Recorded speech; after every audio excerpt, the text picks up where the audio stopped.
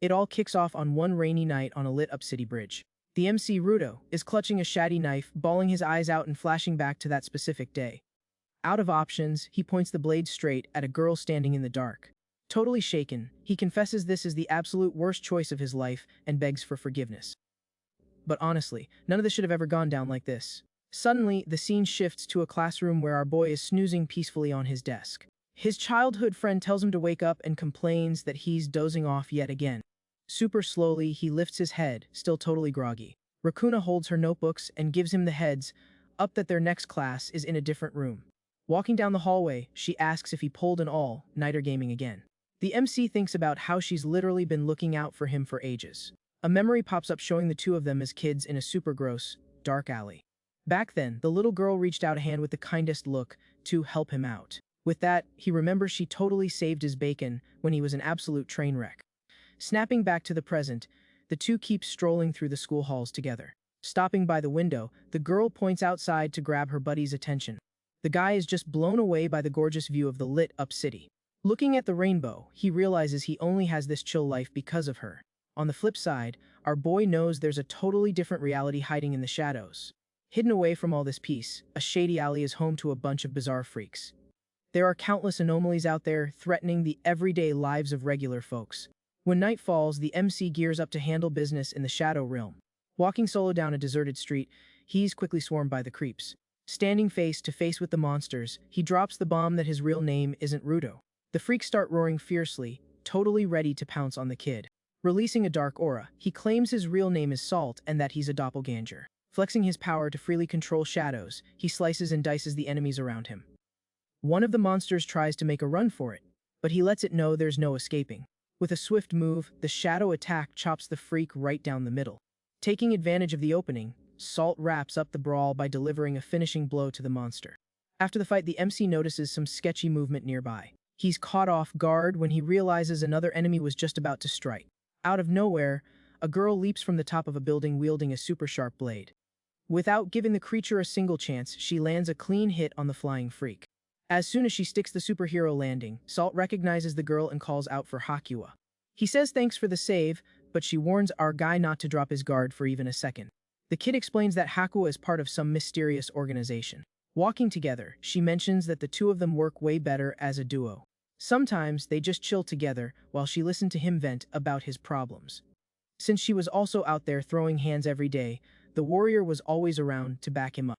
Mustering up some courage, Hakua invites her buddy to grab some food together sometime. Hyped about the idea, Salt happily agrees that it sounds like a blast. As they keep walking down the alley, the two start debating what they're going to eat. The MC thinks about just how important Hakua has become on his journey. At the same time, he also reflects on his unbreakable bond with the sweet Rakuna. Looking at the blooming trees in the night, he concludes that both of them are super precious to him. However, a heavy worry starts living rent-free in our guy's head. Staring down at the city, he gets the vibe that something super sketchy is coming for everyone. Right then, a mysterious dude with glasses shows up, plotting the absolute worst future imaginable. One day, a sinister energy hit the two girls without any warning whatsoever. Unfortunately, both got tagged by something known as the Curse of Doom. Without a quick fix, the friends were going to meet their maker, and there was only one way to save them. The terrible solution meant one of the girls had to be taken out on that rainy night. Forced to make this impossible choice, Salt grips his weapon, absolutely heartbroken. With zero ways to dodge this cruel fate, he gathers the guts to do what has to be done. The MC suffers in silence, feeling an unbearable weight on his chest over the whole ordeal. Right before the final strike, the chosen girl stays super calm and thanks him for everything. Things get incredibly messy on screen, while he officially crowns himself the absolute worst person on the planet. Back in the daily grind of the big city, most folks are living totally clueless about the truth. Far from human eyes, bizarre creatures crash in the filthy alleys of this world. Non-human entities roam freely through the streets, proving these anomalies are the real deal. Back in the day, young Salt used to wander solo through the most dangerous corners of the underworld. He lived in the Lost Zone, a city of freaks completely cut off from society. Place was an absolute madhouse full of creatures just wandering around with zero purpose. Clutching his stomach, the little kid feels insanely hungry and is just trying to survive. In the middle of the trash, he spots a plate with some leftover food tossed aside. The boy gets super hyped seeing he finally scored something to eat. He quickly grabs the dirty tray like it's the greatest treasure on earth. But suddenly, a loud noise from right above him gives him a total jump scare. A whole pile of garbage bags drops straight onto the poor, starving kid's head. Two terrifying freaks glare down at the boy, calling him a sewer rat. Covered in grime, Salt listens to the big bullies roasting him over his awful smell. The food he just found ends up completely wrecked and mashed into the dirt. One of the monsters grabs the kid by the collar and orders him to go hunt a human for them to eat. Completely defenseless, the boy can only listen to the mean laughs of these jerks. One of the monsters yells that the kid is just a useless doppelganger, only good for cursing someone who shares his exact face. Zero actual skills, Little Salt considers himself a total outcast and a huge loser even among the anomalies. Right after that, he takes a heavy punch to the face and groans in pain, unable to fight back. Another creature lands a massive hit on the kid while laughing at his miserable situation. So the poor boy ends up getting totally jumped by a squad of monsters in a dark alley. Suddenly, a way more threatening anomaly shows up claiming that turf belongs to him, totally spooking the bullies. Flexing some dark power, the boss of the block attacks and slices up the aggressors without an ounce of mercy. Using the chaos, the kid stays on the ground taking deep breaths, trying to recover from the shock. Desperate to keep breathing, he scrambles up and starts sprinting as fast as he can to get out of dodge. While running through the streets, he remembers his only skill as a doppelganger is cursing people. Whenever he runs into his original human counterpart, that human ends up cursed and fades away, and he watches the real Ryudo drop to the floor. Even if he doesn't mean to cause harm, the curse triggers anyway, making it a seriously tragic superpower. But the shady monster from before catches up to our MC in a flash and preps a ruthless sneak attack from behind. He notices the creep closing in and looks back terrified as the critical hit lands dead on. Feeling an unbearable sting all over his body, the boy screams in pure panic, begging the creature to stop. Suffering from the brutal strike, the young doppelganger yells in sheer agony while getting shredded. Right at the moment he was about to check out for good, he's left laying on the ground, bathed in a mysterious light. Soft footsteps start echoing through the quiet alley, heading right his way. An unknown little girl steps out of the light and calls the boy by the name Ryudo. Super worried, the girl asks if it's really him lying there in the dirt. Standing in front of the busted-up kid, he just reacts totally confused, wondering who on earth she is. The girl mentions she thought she'd never see him again, since folks said he vanished in the river, asking if he caught a case of amnesia. Catching his blank stare, she just rolls with it, giving him the sweetest look. Truth is, he didn't have a clue about any of this, but the girl is already crouching down to comfort him. Reaching out her hand super gently, she says she's just so glad he's safe after all this time. He hesitates, feeling the heavy guilt of not being the real Ryudo, but just a sewer rat stealing another life. The loud blare of his alarm clock suddenly cuts the flashback short, kicking off the morning. Waking up with a jump scare, the MC sits up panting and realizes it was all just a bad nightmare from his past. Calming down, he heads to the kitchen and finds the family gathered for breakfast. Chowing down on some toast, he zones out, trying to wrap his head around the fact that it's been 3 years since that fateful day. Heading out the front gate, our guy tells his family he's off to school. Strolling down the sidewalk, he lets out a massive yawn, trying to shake off the morning grogginess. Checking out the green scenery by the river, he thinks about how this is just another super chill day in the city. Suddenly, someone lightly pokes the back of his neck, catching him totally off guard. Rakuna pops up wishing him a super energetic good morning, and he instantly recognizes his buddy's voice. She walks alongside our guy, giving off a super friendly and close vibe. Strolling together, she reminds him that summer break starts tomorrow and wants to know if he's got plans. While walking and staring at the pavement, the MC was busy hoping this peace would last forever. The girl then pitches the idea of them hanging out and doing something together, leaving him a bit flustered. That makes him flash back to the day he swapped places with the real Ryudo 3 years ago. A quick memory shows the little girl reaching out to save him in that filthy alley again. After pulling him out of there, she walked Little Salt straight to her house to keep him safe. Opening the door with a warm welcome, the girl showed the lost kid his brand new home. Right after that, a woman hugged him sobbing with relief, totally convinced he was her missing son.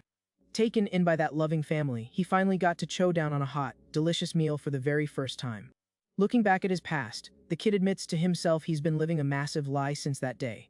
Snapping back to now, he thinks he actually wanted to take her somewhere specific, but dropping the truth bomb now would just crush Rakuna.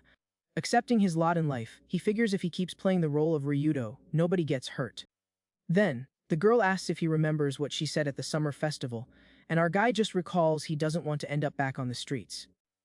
At least that's what he thought was going to happen, while his friend acts a little shy waiting for his answer. But that chill day quickly turns into his absolute worst nightmare, when they spot a weird structure popping out of the ground. A violent purple energy erupts right in the middle of the street, freaking out everyone around. Our guy's eyes go wide, completely shook by this random spawn event. A giant portal shaped like a torii gate rips through thin air, leaving the crowd completely baffled. Clueless about the danger, Raccoona asks what the heck that glowing thing is. From the shadows of the portal, terrifying monsters jump out with zero chill and start slicing up the civilians.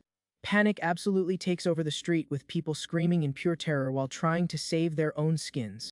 Creepy freaks spawn out of nowhere, causing a massive freak outright in the plaza. Amidst the total chaos, a floating skeleton monster zooms out of the rift. The flying freak locks onto its targets and charges full speed at the defenseless students. Faced with that nightmare fuel, poor Raccoona is totally paralyzed with fear, unable to move a muscle. Relying on pure survival instincts, the MC tightly grabs her hand. Yelling at the top of his lungs, he tells his friend to run while the skeleton freak charges right at them. The monster's giant hand nearly turns them into pancakes on the asphalt. The destructive attack slams violently into the ground right behind them, kicking up dust and debris. Everywhere you look, wild creatures are just randomly attacking folks, causing an absolute wreck. The girl tries to sprint as fast as humanly possible, struggling to keep up the frantic pace. The guy scans the situation totally shook, realizing he's never seen anomalies this bizarre before. In the middle of the scramble, Raccoona trips and falls to her knees, making the guy slam the brakes to check on her. Capitalizing on her stumble, a spider-like freak leaps in ready to finish her off. The creature opens its monstrous jaws, showing off razor-sharp teeth for the final blow. Down on the cold ground, the girl stares at the beast, feeling like it's totally game over. But the MC bravely dives right in front of her, shoving the monster away using his shadow powers. As a result of this heroic stunt, the sharp claws go right through our guy's chest, making a massive mess. Seeing her best friend take a hit like that right in front of her, Raccoona screams his name in pure shock. Taking a brutal hit, Rito screams in pure agony while the monster mercilessly wrecks his back. Raccoona watches that awful scene totally horrified and crying her eyes out. Even while dealing with an unbearable sting, the kid toughs it out and tries not to pass out. He remembers his buddy's kindness from back in the day and promises himself that this time, he's the one doing the protecting. With that, the MC unleashes his dark energy and blasts a powerful attack to push the beast back. The violent impact sends the freak flying backwards, doing some serious damage to the creature. Feeling the weight of his injury, our guy grabs his messed up shoulder in a lot of pain. He quickly yells that this is their window and starts running, pulling the girl along. While running for their lives, she freaks out about how banged up he is. But he promises he can tough it out. Raccoona insists things are looking super bad and suggests they dip into a nearby building to lay low. Hiding out in an alley, the two wait in complete silence, while another bizarre creature creeps down the street. The long-haired monster slowly stalks around looking for targets in the pitch dark. Once inside a dark room, Rito plops down on the floor completely gassed and says he'll handle his own injury. Seeing things go south fast, his friend starts panicking, clueless on how to patch him up. Determined to pitch in, she decides to rummage through the place to find literally anything useful. Before she walks away, our guy asks her to hold up a sec. Feeling super guilty about the whole mess, he apologizes for dragging her into this absolute nightmare. The girl tries to cheer him up and reminds him they only made it this far because of him. She tells her buddy not to sweat it and just try to stay chill. But out of nowhere, the wall explodes violently, sending concrete chunks flying everywhere. The kid whips around startled, trying to figure out where that massive hit just came from. Freaking out over the destruction, he screams Raccoona's name at the top of his lungs. That creepy long-haired freak breaches the hideout with the obvious goal of taking out the human. The anomaly steps threateningly through the dark room, totally ignoring our MC existence. Amidst the rubble, the poor girl is seen lying on the floor looking incredibly banged up. Noticing his friend is in deep trouble, Ryuto sprints desperately toward her. But the creature is way faster and lands a devastating blow to swat the kid away. The brutal impact sends our guy flying backwards, making him crash hard into the room's tables. In a ton of pain, he struggles to stand up while trying to process what just went down. The freak lifts the girl in the air by her leg and announces it's about to fulfill the contract to finish her off.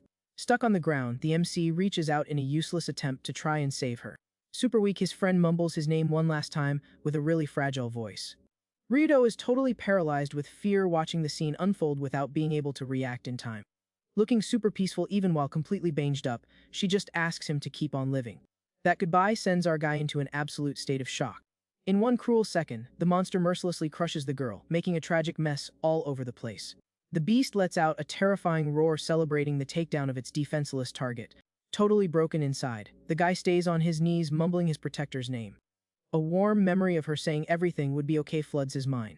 The monster tosses her fallen figure aside like trash, while the kid keeps calling out to her in pure denial. He flashes back again to Rakuna's cheerful vibe, trying to comfort him in the past. Then, the busted-up figure hits the cold floor with a heavy thud.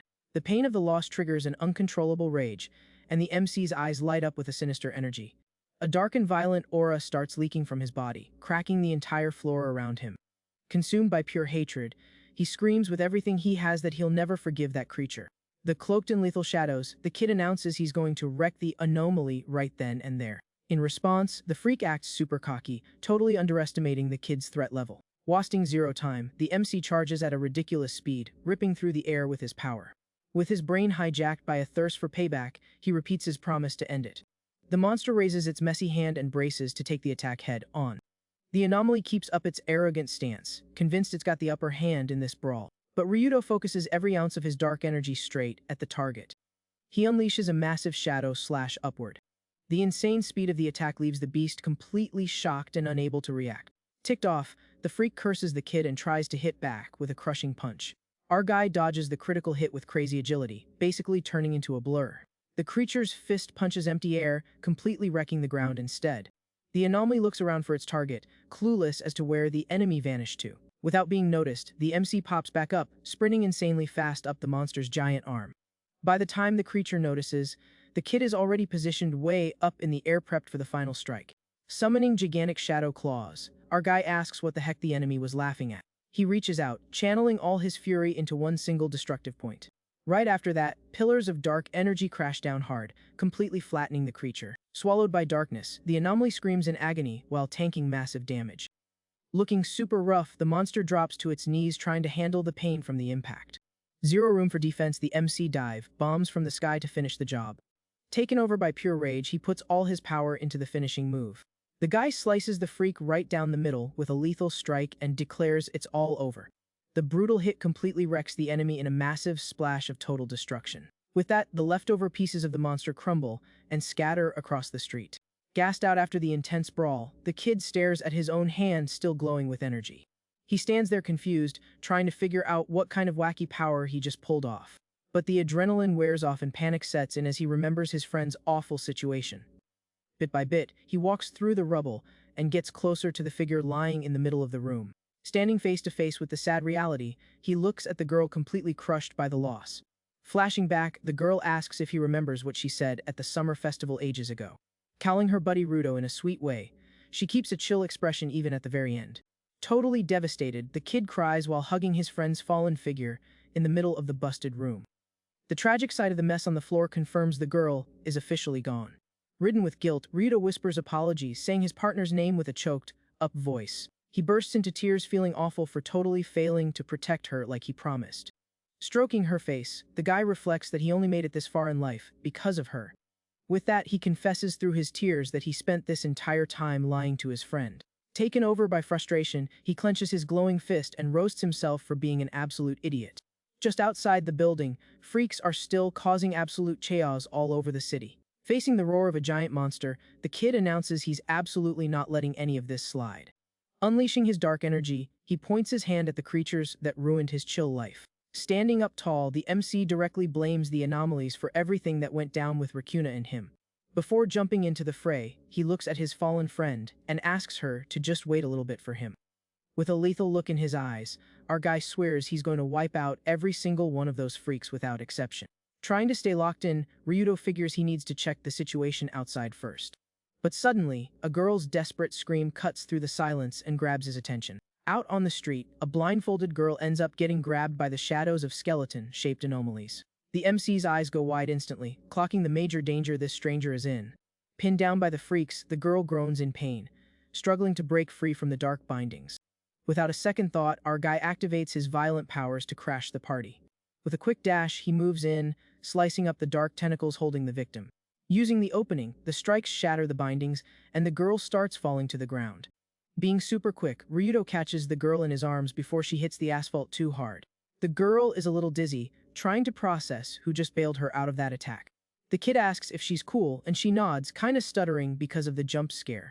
Safely back on her feet, she says thanks for the assist against the bony freaks. Staring at the guy's face, she hesitates for a sec, seemingly recognizing something familiar about him.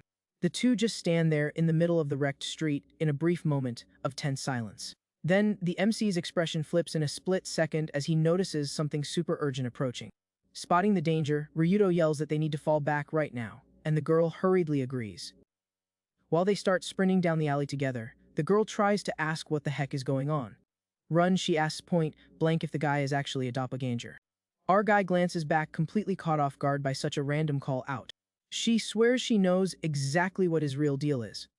That the mystery girl drops the bomb that she's the exact same species as him. Hearing that, the MC tries to put the puzzle pieces together to figure out what that reveal actually means. Realizing she was being rude, the girl finally introduces herself as Hakuwa and asks for his name. Still processing if she's really a doppelganger, he tries to reply, but Hakuwa cuts him off, saying her squad is pulling up. Taking the lead on the escape, the warrior tells Ryudo to follow her without wasting another second. Just ahead, a slick-looking dude in shades is waiting for them, looking confident as heck. Super relieved by the sight, Hakuwa guarantees that running into this guy means there's still hope.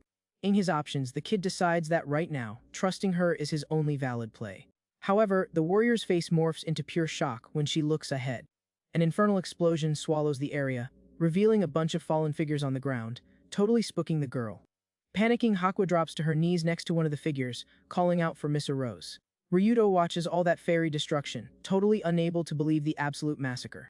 Super freaked out, the kid asks his partner what the heck that massive thing is. In the middle of the fire, a shady figure starts ranting about this rotten world that rejected someone. The dude with glasses flashes a psycho look, proving he's absolutely loving the chaos. Summoning a massive horde of freaks, the enemy promises to drown the whole city in those monsters. Facing the lethal army, the girl stutters in panic while Ryudo completely freezes up. Sizing up the threat, Hakuwa mentions she's never seen so many of that specific monster in one place. The skeleton creatures start marching together, while the MC wonders what kind of crazy trip this is. A destructive energy starts ripping through the night sky, warping the buildings all around them. Feeling the danger level spike, the guy demands to know what else is going wrong right now. A gigantic dimensional rift tears open right above them, lighting up the street with a purple glow. Bracing against the shockwave, Ryudo throws his arm up to shield his friend from flying debris. Staring at the torn sky, Hakuwa drops the news that the world is starting to totally collapse. Not grasping how bad things are, the MC asks her to repeat what she just said. Ignoring the chatter, the bony monsters charge aggressively at the two teens. Spotting the freaks dropping from the sky, Ryudo yells that the enemies are going all out. With zero time to run, the duo takes their stance and blocks the creatures' heavy hits at the exact same time. In the middle of the slugfest, Hakuwa desperately tells the kid to watch his back. Returning the favor, he tells the girl to also keep her eyes peeled for enemy strikes. Showing off crazy agility, the warrior narrowly dodges a lethal claw aimed right at her head. Capitalizing on the gap, she strikes back, landing a clean slice on the freak with her blade. On the flip side, our MC manipulates his shadows to swat away the monster's charge. Feeling the heat from the horde, he announces he's not about to get totally wrecked in a place like this. Unleashing all his rage, he tries to pancake the creature against the pavement with some brutal power. But our guy's eyes pop out of his head when he sees the anomaly actually dodge the lethal attack. Popping out of the smoke, the skeleton enemy wins up for a super fast counterattack. Unable to dodge, the kid crosses his arms to tank the hit and curses in frustration. The insane weight of the blow pushes the guy back, proving the monster's crazy physical strength. Making things worse, the skull cranks its jaw open, charging an energy blast pointed right at his face. The lethal energy beam tags Ryudo dead on with devastating force right in the middle of the street. Taking the full blast to the face, the MC tries to bravely tank the enemy's attack. Using the creature's distraction, Hakuwa jumps from behind and moves in to slice the freak. After the massive hit, our guy grumbles, feeling super frustrated about his own situation. Totally gassed and leaking a lot of red, he ends up dropping to his knees on the hot asphalt. Right then, the skeleton monsters unleash a barrage of energy beams straight from the sky. The creatures lock onto their targets down below, showing off a brutal and focused killer instinct. More shady anomalies keep popping up super fast across the sky of the collapsing city. Suddenly, a giant shadow hand squashes Hakuwa with absolutely overwhelming power. The kid watches the scene in pure agony from the ground, unable to react in time to save his friend. Holding his badly busted shoulder, he realizes not even his power could block that hit. Worried sick about the warrior vanishing, Ryudo starts looking for her through the thick smoke. Scanning the chaotic mess around him, the guy screams his partner's name in total panic. But a noise right behind him grabs his attention, snapping him out of that super tense moment. The girl pops up standing in the rubble all banged up, making him super relieved she's still in one piece. Dealing with a sharp sting, the young doppelganger is clearly struggling, holding her own injured arm. The MC walks up totally freaked out by the injury, and she admits she can barely stand. Catching his partner's blank stare, he tries to figure out what's going through her head. Turning her back to the guy, the warrior flat out states they have zero chance of winning this. With that, the girl follows up by warning him that this world is already heading straight for the end. Looking at the absolute wreck of the city, she declares the place is already completely doomed. Making a risky final call, the girl whispers that it's all or nothing now. Out of nowhere, she leaps backwards super fast, leaving the kid totally confused. Determined to try everything, she says she needs to focus on their one shot to change this awful fate. As the girl sprints away, Ryudo reaches out in a useless attempt to stop her. Fearing the absolute worst, the young guy tells his friend to run from the danger as fast as possible. But a giant monster pops up right ahead and fires a destructive energy beam straight at her. Seeing the lethal blast coming with zero brakes, the MC screams in pure desperation. Lit up by the flash of the enemy's power, the guy freezes in shock at what's about to happen. The insane explosion hits the warrior dead on, spreading total destruction across the street in one go. Swallowed by the crushing energy, the warrior takes a massive beating from the monster's brutal hit. Completely terrified by his friend's situation, Ryudo yells her name. He tries to run towards the blast, begging for it to stop immediately. Even while super banged up mid-air, Hakuwa tells him to jump into that rift instead of her. Taking even more damage from the creature, she warns him he needs to make it to the other side in one piece. The monstrous freak stands up, prepping to deliver the final blow to the totally defenseless girl. In one cruel second, the monster skewers the warrior, while she orders him to find Crossray in the Lost Zone. Things get incredibly messy everywhere, and the guy just keeps running uselessly, begging it to stop. Already collapsing on the ground badly hurt, she uses her last breath to ask him to pass on the warning about all this. The girl's weak hand hits the cold asphalt, confirming her tragic downfall. Frozen in the middle of the street, looking totally wrecked, the kid panics, concluding none of this makes any sense. Right then, the toll of his own injuries makes him groan in agony during a moment of intense pain. Getting back to his desperate sprint, he thinks he lost everything the exact second he thought he had power. Flashbacks of the two fallen girls flood his mind, regretting he couldn't protect a single person.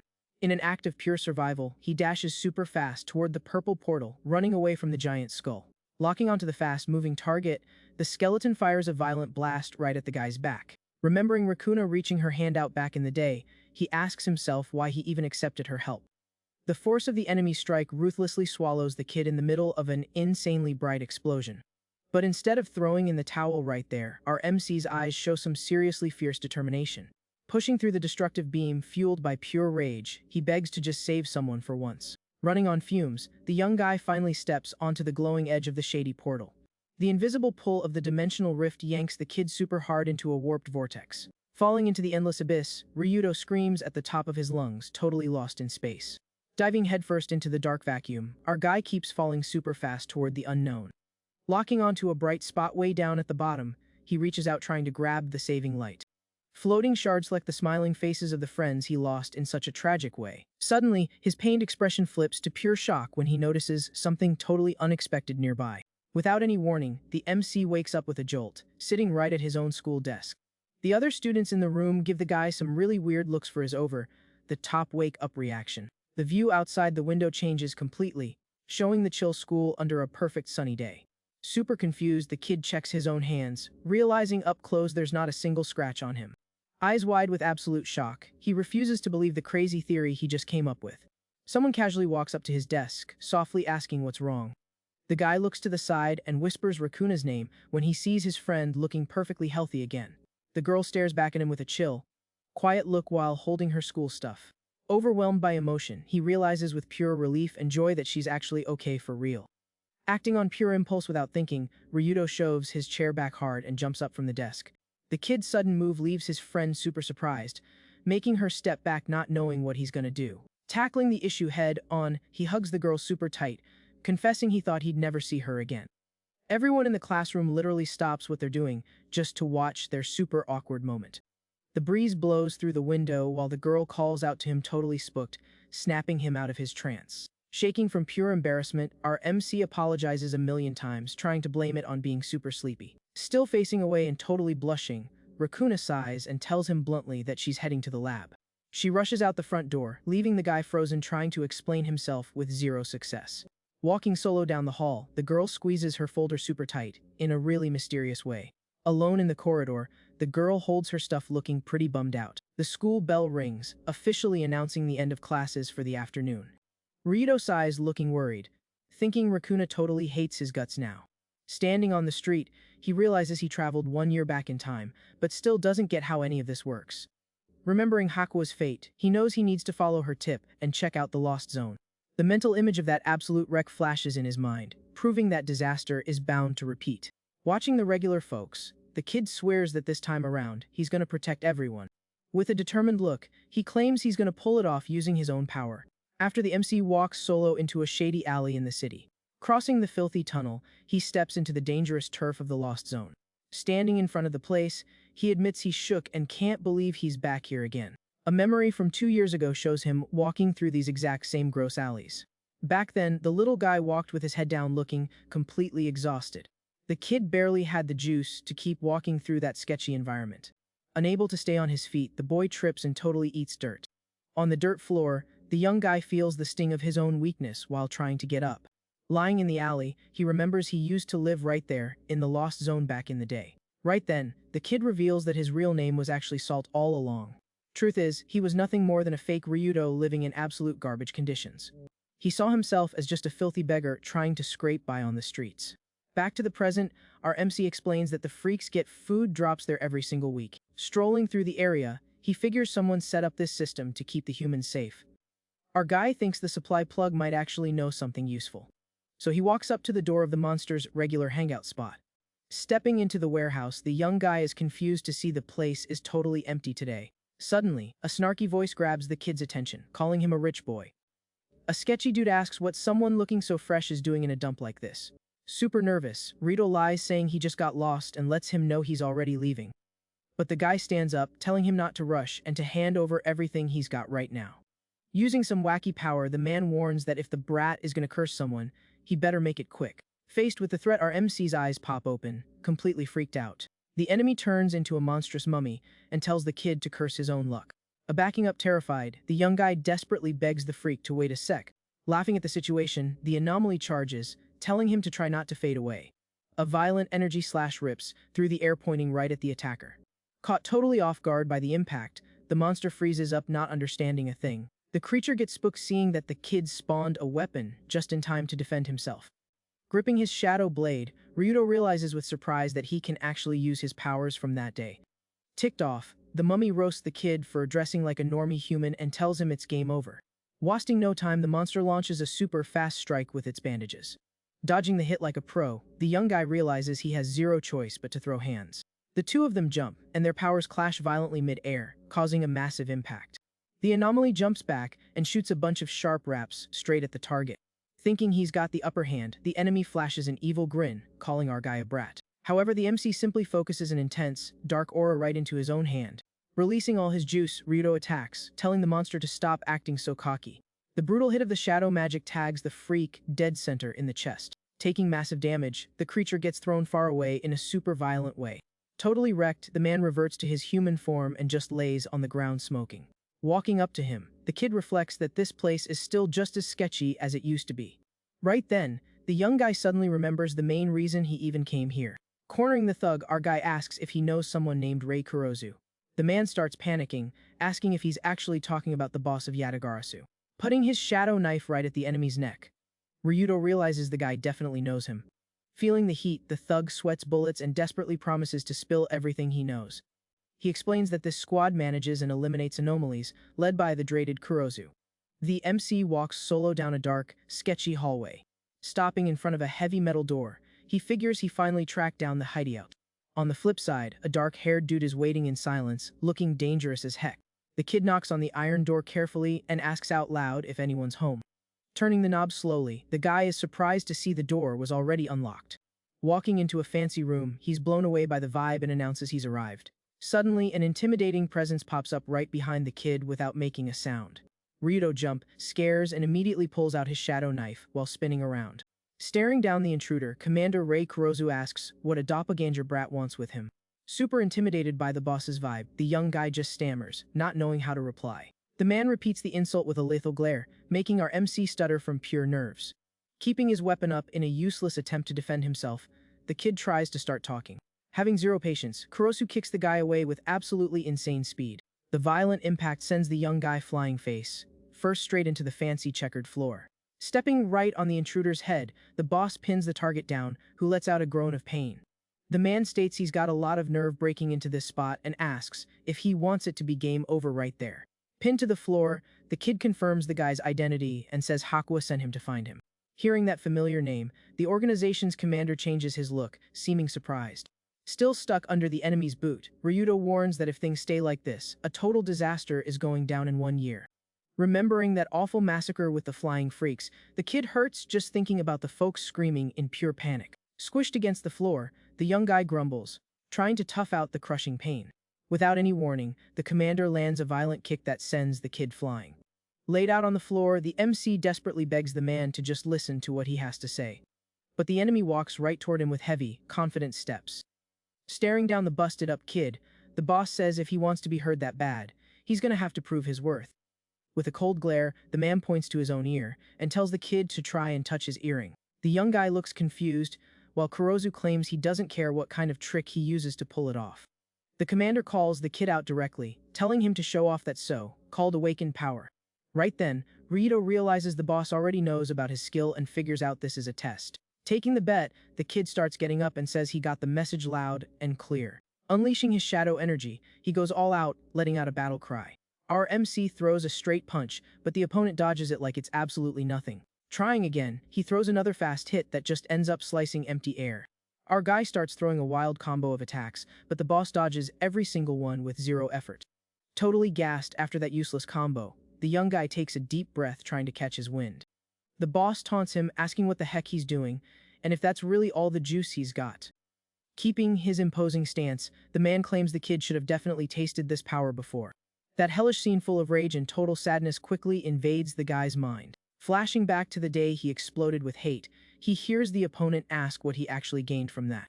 The memory of the dark power flowing through his veins brings back the exact feeling from that moment. Our MC stares at his own hands, starting to summon the shady energy all over again. Watching the kid, the commander silently confirms his hunches were spot on. A violent aura wraps around the young guy's arms as he gets ready to throw hands for real.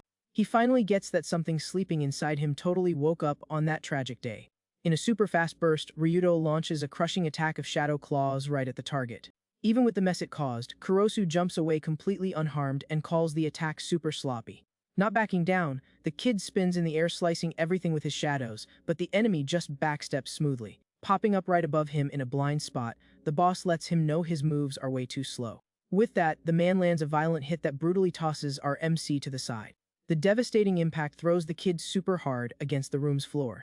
Badly banged up, the guy tries to stay awake while realizing just how insanely strong the enemy really is. Strolling around like it's nothing, the boss mentions that little scrap didn't even count as a warm-up. The man is ruthless and claims the young guy is just a nobody who can't even protect the people he cares about. Shaking from the pain, Ryudo refuses to throw in the towel and swears he's already made up his mind. An emotional memory of Hakua reaching out and asking him to live suddenly pops up. He also remembers the badly hurt girl begging him to spill the beans about everything that went down. Clenching his shadow fist, the MC swears with everything he's got that he's going to save both of his friends. Far away, the orange late afternoon peacefully lights up the big city's buildings. The chill scenery highlights a regular apartment building under the sunset glow. Inside her own room, Rakuna checks out the view from her window while the breeze blows softly. The girl starts getting ready for the end of the day, tossing her school uniform aside. Leaning her hands on the windowsill, she takes a deep breath, looking super deep in thought. With a firm and locked-in look, the young girl swears she's gonna achieve her goal for the sake of the guy who saved her. The bright city lights reflect in the girl's eyes, showing off her hardcore conviction. Back to the brawl, a brutal invisible hit launches the kid hard against the hideout's wall. The guy slides down the busted wall while shadow tentacles vanish all around him. Out of juice, he face plants on the floor, groaning from the massive damage he just tanked. The commander stops right next to the beaten target and calls his effort absolutely pathetic. Looking at the scene, the boss admits he expected way more of a fun time, but was totally wrong. The second the enemy turns his back to bounce, Ryudo pushes up from the floor asking him to hold up. Struggling to his feet, the young guy says he doesn't have the luxury of just giving up right here. Unleashing a giant blast of dark power, the kid begs the man to keep the fight going. Unfazed, Kurosu swats the shadows away with just his bare hand and notes the guy's stubbornness. The boss's face gets way more serious and threatening, dealing with this annoying persistence. Ready to wrap things up, the man activates his own dark energy, which lights up the entire room. Even though he's banged up, the MC tries to funnel his whole attack into a single, straight punch. The opponent clocks the kid's trick of hiding in the shadows and thinks it's a neat, but totally useless strat. In the blink of an eye, the commander lifts the kid into the air using a giant shadow hand. Right after that, he smashes our guy against the asphalt outside with ridiculous violence. Tapping his fingers on a barrel super calmly, the boss says the kid has zero clue how to actually use his own juice. Totally lost and hurting, the boy tries to peel himself off the ground, wanting to know what the heck he meant by that. Flashing a deep, red stare, the man decides he's going to forcefully drag out that sleeping power. Showing off a menacing grin, the commander summons a terrifying shadow technique. The scenery shifts in a bizarre way, swallowing the young guy into a night dimension completely covered in white flowers. A bright full moon lights up the ruins of busted, overgrown buildings. Sitting on the wrecked asphalt, our MC looks around totally amazed and asks where he just ended up. Kurosu pops up looking imposing, revealing that this spot is the Night Realm, a totally different world from the real one. The boss explains this wasteland city is known as the true world of the anomalies. Still trying to process it all, our guy stays on the ground, listening closely to the rules of this new place. Walking slowly, the man notes that regular doppelgangers usually don't pack a lot of magic juice. His footsteps echo through the quiet zone as he mentions that a massive spike of extreme theme feelings changes the whole game. The commander clears up that this intense emotion can end up awakening special skills in certain folks. Pointing a finger, the boss claims the young guy is exactly one of those cases, leaving the kid totally shook. Flexing a super confident and dangerous vibe, the man reaches out, calling the kid out for a real fight. The boy summons his shadow weapon with pure focus and says he finally gets the picture. Right then, the boss suddenly looks up and tells the kid to hold his horses. The two of them spot something weird closing in and are super confused by the random interruption. Spooked by the surprise threat, our MC recognizes what's heading straight for them. A massive skeleton freak spawns in the alley, a native to this realm that the commander wasn't banking on seeing here. Pulling his own blade, the man explains these monsters are a totally different breed from the ones in the human world. With danger right on their doorstep, he adds that these beasts will never play nice as allies. A terrible flashback hits the young guy's brain, showing the brutal beatdown he took back in the day. Gripping his weapon tight, he finally connects the dots that the monster from his past also came from this shady realm. The creepy skulls lock eyes with the duo, proving they just clocked their presence in the area. The creature wastes zero time and charges through the air, kicking off a lethal strike. Rito quickly throws up a shadow barrier to block the hit and groans from the sheer force of it. Capitalizing on the opening, the commander jumps with insane speed, slicing the enemy with a super clean cut. Keeping his stance absolutely flawless, the man stares down the threat with a lethal, totally locked in glare.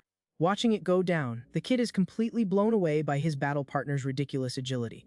Turning his head slightly, the boss tells the young guy not to back down against a heavy hitter like this and promises he'll be watching.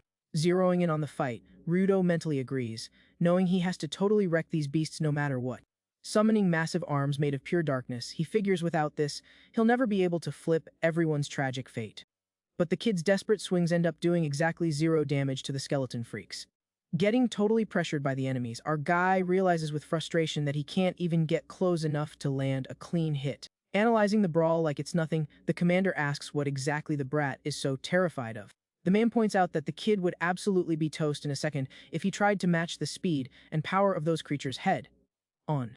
However, he reminds the young guy that his whole deal is being a shadow manipulator. So Kurosu drops a tip, telling the kid not to handicap his own attacks by only using his personal darkness during a fight. Smoothly dodging a lethal charge, the MC starts to grasp the master's pro tip.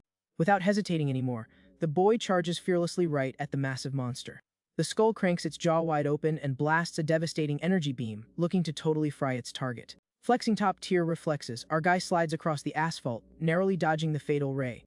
The heat of the blast grazes him, making the young guy let out a strained groan from pushing it to the limit. Successfully closing the gap, he readies his weapon upwards, aiming to strike back with everything he's got. The shadow hit smacks the anomaly's guard, sending sparks flying from a seriously violent impact. Instantly, the creature claps back with raw power, shoving the kid away before he could finish the combo. Finding his footing mid-air, the young guy gets hyped seeing he actually managed to reach the enemy this time around. Totally locked in on getting the W, he steps firm, treating the shadows around him like an extension of his own moves. Pulling a crazy stunt, our guy dives fully into the darkness of the area, completely vanishing from the monster's radar. The strat works perfectly when his shoes pop out of the ground right behind the clueless target. With a sharp, glowing look in the dark, the MC announces he finally backed the opponent into a corner. Playing the map to his advantage, he summons endless dark arms from the floor, locking the giant skeleton in place. The shadow claws squeeze the creature super hard, completely shutting down any chance to run or block. Feeling super confident, the kid yells at the top of his lungs, promising the freak isn't getting away this time. Totally pinned down by the dark ties, the beast struggles uselessly trying to break out of the lethal trap. The young guy grips the handle of his blade tight, pooling all his juice for the finishing move. In a flash, Rito delivers a deep slash that rips the huge skull from top to bottom with zero mercy. The destructive blow shatters the anomaly instantly, scattering its pieces all over the quiet alley. Staring at what his own strength just did, the kid is amazed, whispering that he actually managed to pull off the win. Right after the victory, Kurozu casually strolls over to the kid, stopping right next to him. Flashing a slight, sarcastic grin, the man drops a comment that swatting a monster of that level should be baby mode. Out of nowhere, a fast beam of light rips through the air, barely grazing the commander's face. Without even blinking, the boss raises a hand and parries a sharp claw aiming for his back using just his fingers. The sneak attack makes the man's eyes widen just a bit, showing a tiny hint of surprise at the sheer disrespect. Totally clueless to the danger, the young guy flashes a proud smile, claiming his W and trying to pick the chat back up. But the absolute burnout catches up to him, and the MC's body just face plants forward with zero energy left. The kid drops completely knocked out on the cold asphalt of that weird realm, while the man just watches him quietly. The commander quickly crouches down and catches the passed out guy's body so he doesn't hit the deck too hard. Totally out cold, Rudo breathes softly, finally catching a break from that high-stress brawl. Switching focus back to the real issue, the boss glares into the pitch black alley with a super cold look. A massive horde of creepy skulls starts pouring in from the other side of the gate, totally thirsty for some action. Taking the bait without an ounce of fear, the man just snaps his fingers, sparking up a bright flash of light. The magic energy shapes up real quick, turning into an insanely huge glowing red sword. With a brutal swing, he charges the army, dicing up a bunch of monsters all at once in a destructive red blur. Standing in the middle of the wreck surrounded by skewered freaks, the commander smirks, figuring the kid might actually be pretty useful. A while later, our MC slowly opens his eyes, getting blinded by a strong white light on the ceiling. Sitting on the edge of a comfy bed, our guy groans completely confused, wanting to know where the heck he landed. Looking at his own hands in the dim room, he tries to process everything that just went down. The memory of the fight rushes back, leaving the young guy totally stunned by everything he survived in that warped realm. Checking out the familiar vibes of the place, he wonders if he finally made it back to the normal human world. Breaking the quiet vibe, Kurosu pops up leaning against the wall, announcing Sleeping Beauty is finally awake. Startled by the random pop up, the kid stammers, nodding fast while struggling to put a sentence together. The boss keeps his serious face and promises he'll stick to his word and hear out what the brat has to say. With that, the man turns the knob, opening the door so they can chat somewhere way more fitting. The two head over to a massive, fancy meeting room where the kid stands there looking pretty anxious. Chilling in his armchair, the commander waits for the lore drop while the guy hesitates, clueless on how to kick off the story. Finding his guts, Rito drops the ultimate truth bomb straight up, claiming he traveled back from 1 year in the future. Hearing that crazy claim, the man squints his eyes, looking intrigued, and repeats the word, showing he's super interested. Nodding his head with total confidence, our MC states that if things don't change, the entire world is going straight into total collapse. Flashing back to that awful disaster, our MC warns that the whole world is going to crash and burn if nothing changes. The visual of that absolute wreck with monsters swarming the city starts haunting his brain all over again. Looking down, the kid admits that this whole tale probably sounds super hard to swallow. Kurozu agrees on the spot, calling the whole story absolute madness. But our guy pushes back desperately, swearing up and down that every single word is the raw truth. Frustrated with the whole mess, he wonders out loud if turning back the clock was basically useless. Then, the boss keeps his cool and asks what exactly the young guy plans on doing about it now. Gets totally caught off guard by the man's random pop quiz. Clenching his fists super tight, he hesitates for a sec, trying to piece together his answer. With a laser-focused look, he claims to get stronger than literally anyone else. So, he promises to obliterate all the freaks that wrecked his life in the future. Hearing that, the commander flashes a tiny smirk and tells the brat he's still way too weak. That brutal honesty completely shatters the kid's superhero vibe in a split second. But the man follows up, letting him know there actually is a way for him to level up his power. Super interested, the MC immediately asks what the heck he means by that. The boss explains that back in the day, the squad had a guy known as the Shadow Master. This ally was the real OG founder of the crew and had a ridiculous talent for controlling the dark. Just like Ryudo, the founder was also a doppelganger who managed to wake up his skills.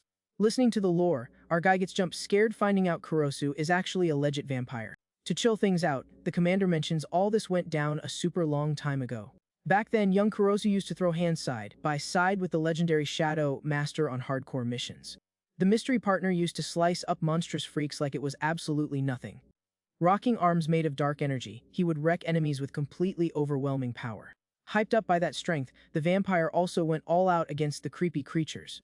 The partner would drop devastating AoE attacks, tearing the monsters apart with brutal blades. Even in the middle of the absolute chaos, the guy kept an insanely flawless and ruthless vibe. Wrapping it up, the boss says his partner was an unbelievably seasoned and busted warrior. Snapping back to now, the kid whispers, super impressed by the hype surrounding this fighter. Out of nowhere, Kurosu clocks some movement at the door and announces the rest of the crew just rolled in. Heavy footsteps start echoing down the hall, confirming someone's about to crash the room.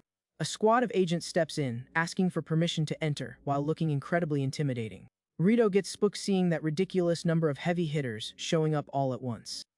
One of the crew members lightly bumps into the guy walking past, leaving him totally awkward. Super nervous under the pressure, the kid tries to make room and spits out a quick apology. Then a masked dude stares the MC down super close, totally creeping out the rookie. Out of patience, the boss tells the brat to stop stalling and go fetch drinks for the whole squad. One of the agents walks up to the table to hand the commander a super urgent report. With a click of the remote, the ally fires up the room's big screen to show off the intel they gathered. The whole squad locks in as a detailed map of the city pops up on the glowing screen. The red dots highlight that a bunch of portals are popping up left and right all over the map. Continuing the breakdown, the agent points to another sketchy detail in the tracking data. He drops the news that the wanted criminal was spotted lurking around the rifts again. While Ryudo sneaks around serving drinks, the crew agrees that guy is public enemy number 1. Deep in thought, Kurosu guesses this enemy might be spawning the monsters on purpose. Across the table, the masked guy gets totally spooked realizing the little kid right next to him was actually awake. The commander calls Rito out, making the kid jump and answer back instantly. Pointing at the big screen, the boss orders the kid to flag it immediately if he ever crosses paths with the villain. Our MC stammers repeating the word, not really getting if he's officially part of the squad yet. Clearing up any doubts, the vampire announces the kid is now an official member of the crew. This random plot twist leaves the young guy completely speechless and frozen in surprise. The other agents watch the whole thing looking pretty confused, not really knowing who the heck this brat is. Flashing back, the boss challenges the kid to hit the exact same power level as the founder. Hyped by the challenge, the guy puts on a focused face and takes on the weight of that mission. He realizes that scoring all that power means he can finally save Rikuna from that awful fate. Full of conviction, Ryudo promises out loud that he's going to become the next Shadow Master. The next day, the morning kicks off with super chill vibes over the school buildings. Inside the main gym, PE class is in full swing with the girls playing volleyball. The tight scoreboard tracks the points, while the crowd cheers Rikuna's name like crazy. While flexing some serious skills, the girl jumps super high to deliver a powerhouse spike on the ball. The lightning fast hit explodes on the enemy's side, giving them absolutely zero chance to block it.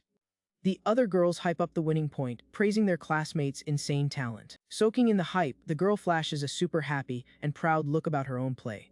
On the other half of the gym, the boys are going at it in a super sweaty basketball game. Standing off to the side, our MC quietly watches the class having a blast. His buddy Ren grabs the kid, complaining that the other class is having way more fun over there. This same friend asks for his take in a super chill tone during the timeout. Without waiting for an answer, the dude drags our guy back onto the court, promising to actually try hard. The game kicks off again super intense, with the squad pushing the ball fast on offense. With crazy agility, Rito easily breaks the defender's ankles, cruising right past all of them. Totally panicking, the defense yells to double team him so the kid doesn't break loose. But the MC absolutely owns the paint with moves that are insanely fast and clean. Seeing the absolute wreck, one student screams for them to try and stop the play no matter what. Blown away by the skills, the girls literally pause what they're doing to watch the court. Rikuna locks eyes on the game next door, softly whispering her buddy's name looking super curious. Brushing off the heavy defense, the young guy jumps up aiming for the game-winning bucket. Showing off his entire bag, the MC leaps over the defense to score the clutch shot of the game. After the sick play, he celebrates the W by high-fiving his teammate. In the crowd, Racuna watches the highlight looking super impressed. Soon enough the bell rings and late afternoon hits with orange light pouring through the windows. Packing up his stuff in class, Ryudo asks what his friend is up to today. Out of nowhere, Ren pops up joking around, asking if the two of them are secretly dating. Totally embarrassed, the duo denies the rumor like their lives depend on it in a split second. The buddy chuckles, loving the super funny and shy reaction from his friends. Switching gears, our guy suggests they hit up the secret base for old time's sake. The girl agrees, all hyped, noting they haven't been there since middle school, and our MC is down for it. Walking together, the trio heads down an alley that leads to an abandoned convenience store. The hidden spot in the forgotten part of town acts as their old school hangout. The dark inside shows off a pretty basic setup with some dusty arcade cabs in the corner. Sitting at the table, the girl mentions how it brings back vibes of when they used to dodge the teachers yelling. Scowling, Ren curses out loud, getting ticked off just thinking about those rough times. The friend complains about how unfair it was getting grounded holding water buckets in the hall just for his fit. In the flashback, Rito complains that he caught strays too, while his friend says she's totally over it. Laughing their heads off in the present, the kid jokes about how that teacher put them through absolute heck. Getting her lunchbox ready, Racuna admits with a smile she never wants to go through that again. Then, the buddy points at her food and asks if she literally eats that every single day. Backing his friend up, the MC asks what the big deal is since she loves that meal. The squad having fun, our guy quietly thinks about how crucial it is to keep them safe.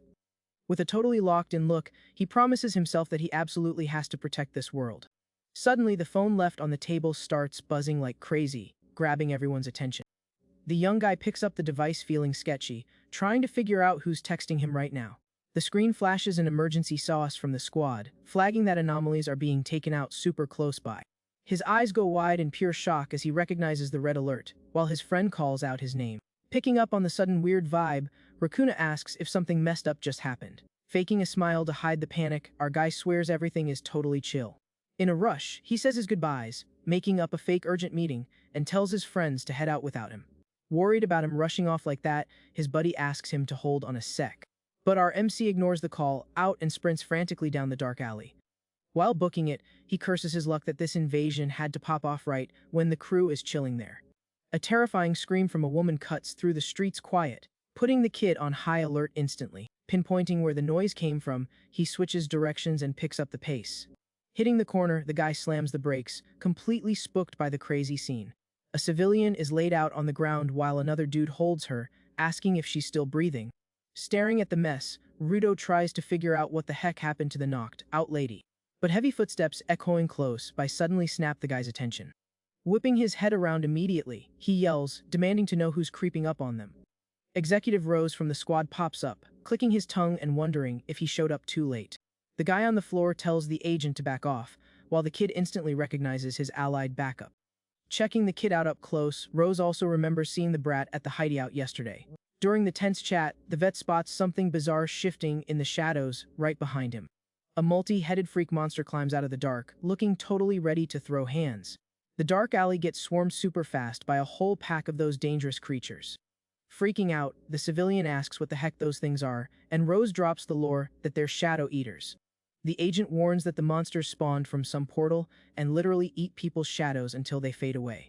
Way far from all that danger, the duo of friends is still waiting chill at the secret base. Staring at her phone screen, the girl thinks it's super weird that Ryudo is ghosting her texts. Her buddy Ren stretches his arms out looking relaxed and says they should just crash at his place since he went MIA. Still rocking a bad feeling about this, the girl just nods along in a quiet, worried tone. Completely clueless about the threat, the two start walking back home through completely empty streets. On the way, Racuna wonders if maybe his mom called him and dragged him back home. Laughing at the guess, the friend agrees that our MC's parents have always been totally overprotective. Looking at the sad afternoon vibe, the girl really hopes it's just some goofy problem like that. Lurking in the shadows of a nearby alley, one of the bizarre monsters spies on their every move. The young girl stops walking out of nowhere, feeling a super sketchy presence super close to them. Weirded out by her freezing up like that, Ren turns his head and asks what's up. A grotesque anomaly drops silently from the wall, ready to jump the girl right in the back. Clocking the lethal trap, the girl freezes in pure terror, letting out a scared little squeak. Our guy screams his friend's name in pure panic, as he watches the creature lunge out of control. With a lightning-fast pounce, the monster sinks its claws straight into the shadow cast on the ground. In a totally bizarre move, the beast yanks the girl's dark silhouette and starts chewing it up ruthlessly. Instantly, Raccoona feels all her energy getting drained and loses every ounce of strength. Dropping her folder, the girl falls to her knees as she watches her own shadow completely vanish. Unable to fight back, she passes out and hits the cold asphalt like a ton of bricks. Watching this awful tragedy unfold without being able to do a thing, her buddy screams at the top of his lungs in total shock.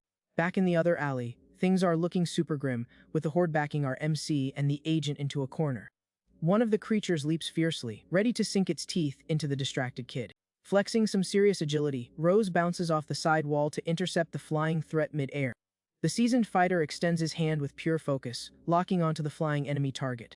With a brutal strike, the vet smashes the monster violently into the ground, absolutely wrecking the creature. Ruido's eyes go wide at his new battle buddy's display of raw, unfiltered power. Ticked off that their ally went down, the whole horde lets out a terrifying roar, ready to wipe them out. Adjusts his glove, grumbling that the intel said there were exactly 7 of these freaks in the zone. Right after that, he fires up his shadow power, and the agent's hands quickly morph into monstrous claws. Taking on the massive form of a wild werewolf, the executive announces with zero doubts that he's going to wipe them all out solo. Wasting no time, the vet charges down the alley at ridiculous speed, promising to wrap up the job in one sweep. With a fast and brutal attack, he slices up multiple monsters at the same time, launching them into the air like it's nothing. Amazed by the show, Rito realizes in pure shock that his ally's speed and power got an insane buff after transforming. Showing off his veteran status, Rose notes he already dropped 4 and gears up to hunt down the rest of the targets. Realizing they're massively outgunned, 2 of the surviving anomalies turn tail and start running for their lives down the alley. One of the creatures zooms into a dark side street, letting out a panicked grunt during its frantic escape. Seeing the target bail, our MC rushes after it, ordering the monster to stop right there. But Rose calls the kid an idiot and tells him not to go rushing off solo like that, clicking his tongue looking super annoyed. Then, another enemy tries to run interference and the werewolf tears the beast in half, telling it to get out of the way. Clear of the immediate danger, the vet scans the alley for the kid, trying to figure out which way the rookie ran off to. Sprinting down the street, the young guy recognizes the route to their secret base and realizes he needs to drop the monster before it reaches his friends. Moving super fast, he summons Shadow Claws to pin down the fleeing beast and declares it's not getting off the hook. Yanking the enemy back with crazy force, Ryudo uses his darkness to drag the anomaly straight into his line of fire. Riding the momentum of the pull, the kid lands a flawless shadow strike, chopping the creature's head off in one brutal move. The monster's headless body hits the asphalt with a heavy thud, officially marking another successful takedown for the night. Totally gassed after the high-stress chase, the guy takes a deep breath, relieved, trying to catch his wind from the sprint. Doing the math in his head, he figures there's only one enemy left and prays hard that Raccoona and Ren are safe. With that worry eating at him, the kid goes back to sprinting through the wrecked scenery to hunt down the final target. On the way there, the MC keeps hoping desperately that his classmates already made it back home in one piece. But turning the corner, he gets a massive jump scare when he spots Ren on his knees looking completely traumatized. Running up to them, Ryudo yells for his friends in a total panic while his buddy mumbles his name back looking absolutely terrified. Dropping to his knees next to the passed-out girl, the guy starts freaking out, demanding to know what the heck happened here. Crying his eyes out, Ren explains that a black monster just jumped them out of nowhere and begs for forgiveness for not doing a thing to stop it. The MC is quick to assure him it wasn't his fault and asks if his buddy is hurt, relieved to hear he's okay. Scoping out the sketchy vibe on the street, Ryudo suggests they need to lay low inside an old pharmacy right around the corner. Once inside the safe spot, Ren digs through the dusty cabinets looking for literally anything that might help out. Right then, our guy randomly stands up and tells his buddy to keep an eye on Raccoona chilling on the beat-up sofa. His friend stops what he's doing and asks, super confused, where the heck Ryudo is planning to go at a time like this. With a super serious look, the MC announces he's going out to hunt the monster and take back her shadow, since it's their only play. The young girl is still totally knocked out on the couch, dealing with the wacky side effects of that dangerous freak's attack. Feeling super messed up inside, the kid curses, realizing this attack didn't happen before and that the future is already totally shifted. Spooked by this suicide mission, his buddy asks how on earth he plans to grab a shadow back all by himself. Trying to act as confident as possible, the guy cuts off his friend's panic and swears everything is going to be perfectly fine. Walking toward the exit, he reminds Ren to look after her and makes a serious promise that he's going to save their friend. Ignoring his buddy's desperate shouts, the young guy bolts out the door super fast back into the wild streets.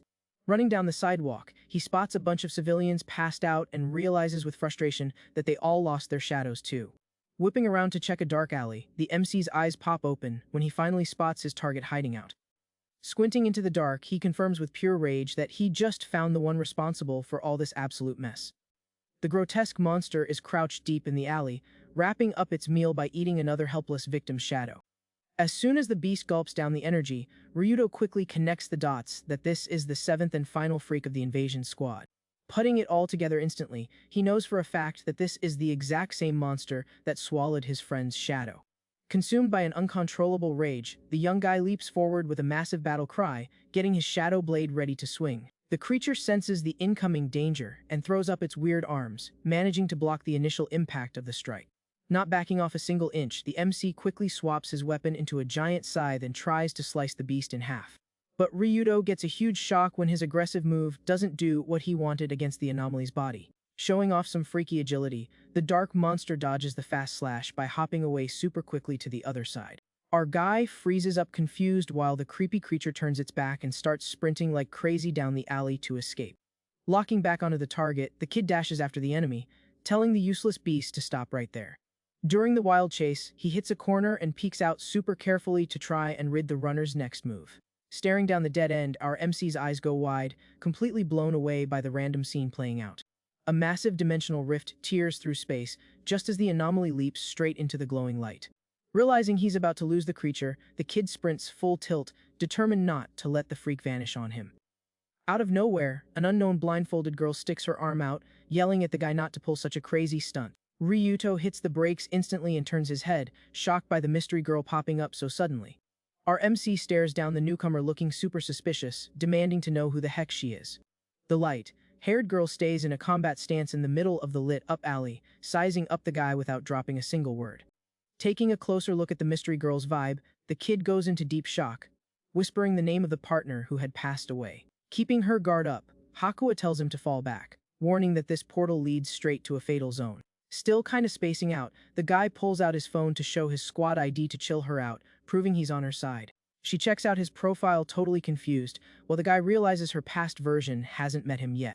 Putting his phone away, Ryudo pushes forward ignoring her warnings, claiming he's jumping into the rift to save his buddy. Seeing the kid acting incredibly stubborn, the warrior grabs his wrist tight and tells him to hold up a sec. The young girl drops a warning about the portal closing and asks point blank if he actually knows the transposition move. Our guy stares at the glowing vortex looking a bit nervous, asking to confirm if that thing really closes, and she swears it does. Breaking it down, the vet explains that the gates naturally fade away as soon as the creatures grab enough energy and get wiped out. Clocking the rookie's lack of experience, the young doppelganger sighs and says she's gonna tag along on this super risky mission. Feeling super relieved by the clutch backup, the guy stammers a thank you, feeling incredibly grateful to have her around again. With the game plan set, the duo walk side by side, bravely stepping right into the glowing portal in the middle of the street. Crossing through the dimensional rift, they safely drop onto the roof of a building in that warped realm. Immediately, our MC scans the bizarre scenery, trying to pinpoint where that shadow-eating monster ran off to. Breaking the heavy vibe, the girl suddenly realizes they never introduced themselves, drops her name, and asks for his.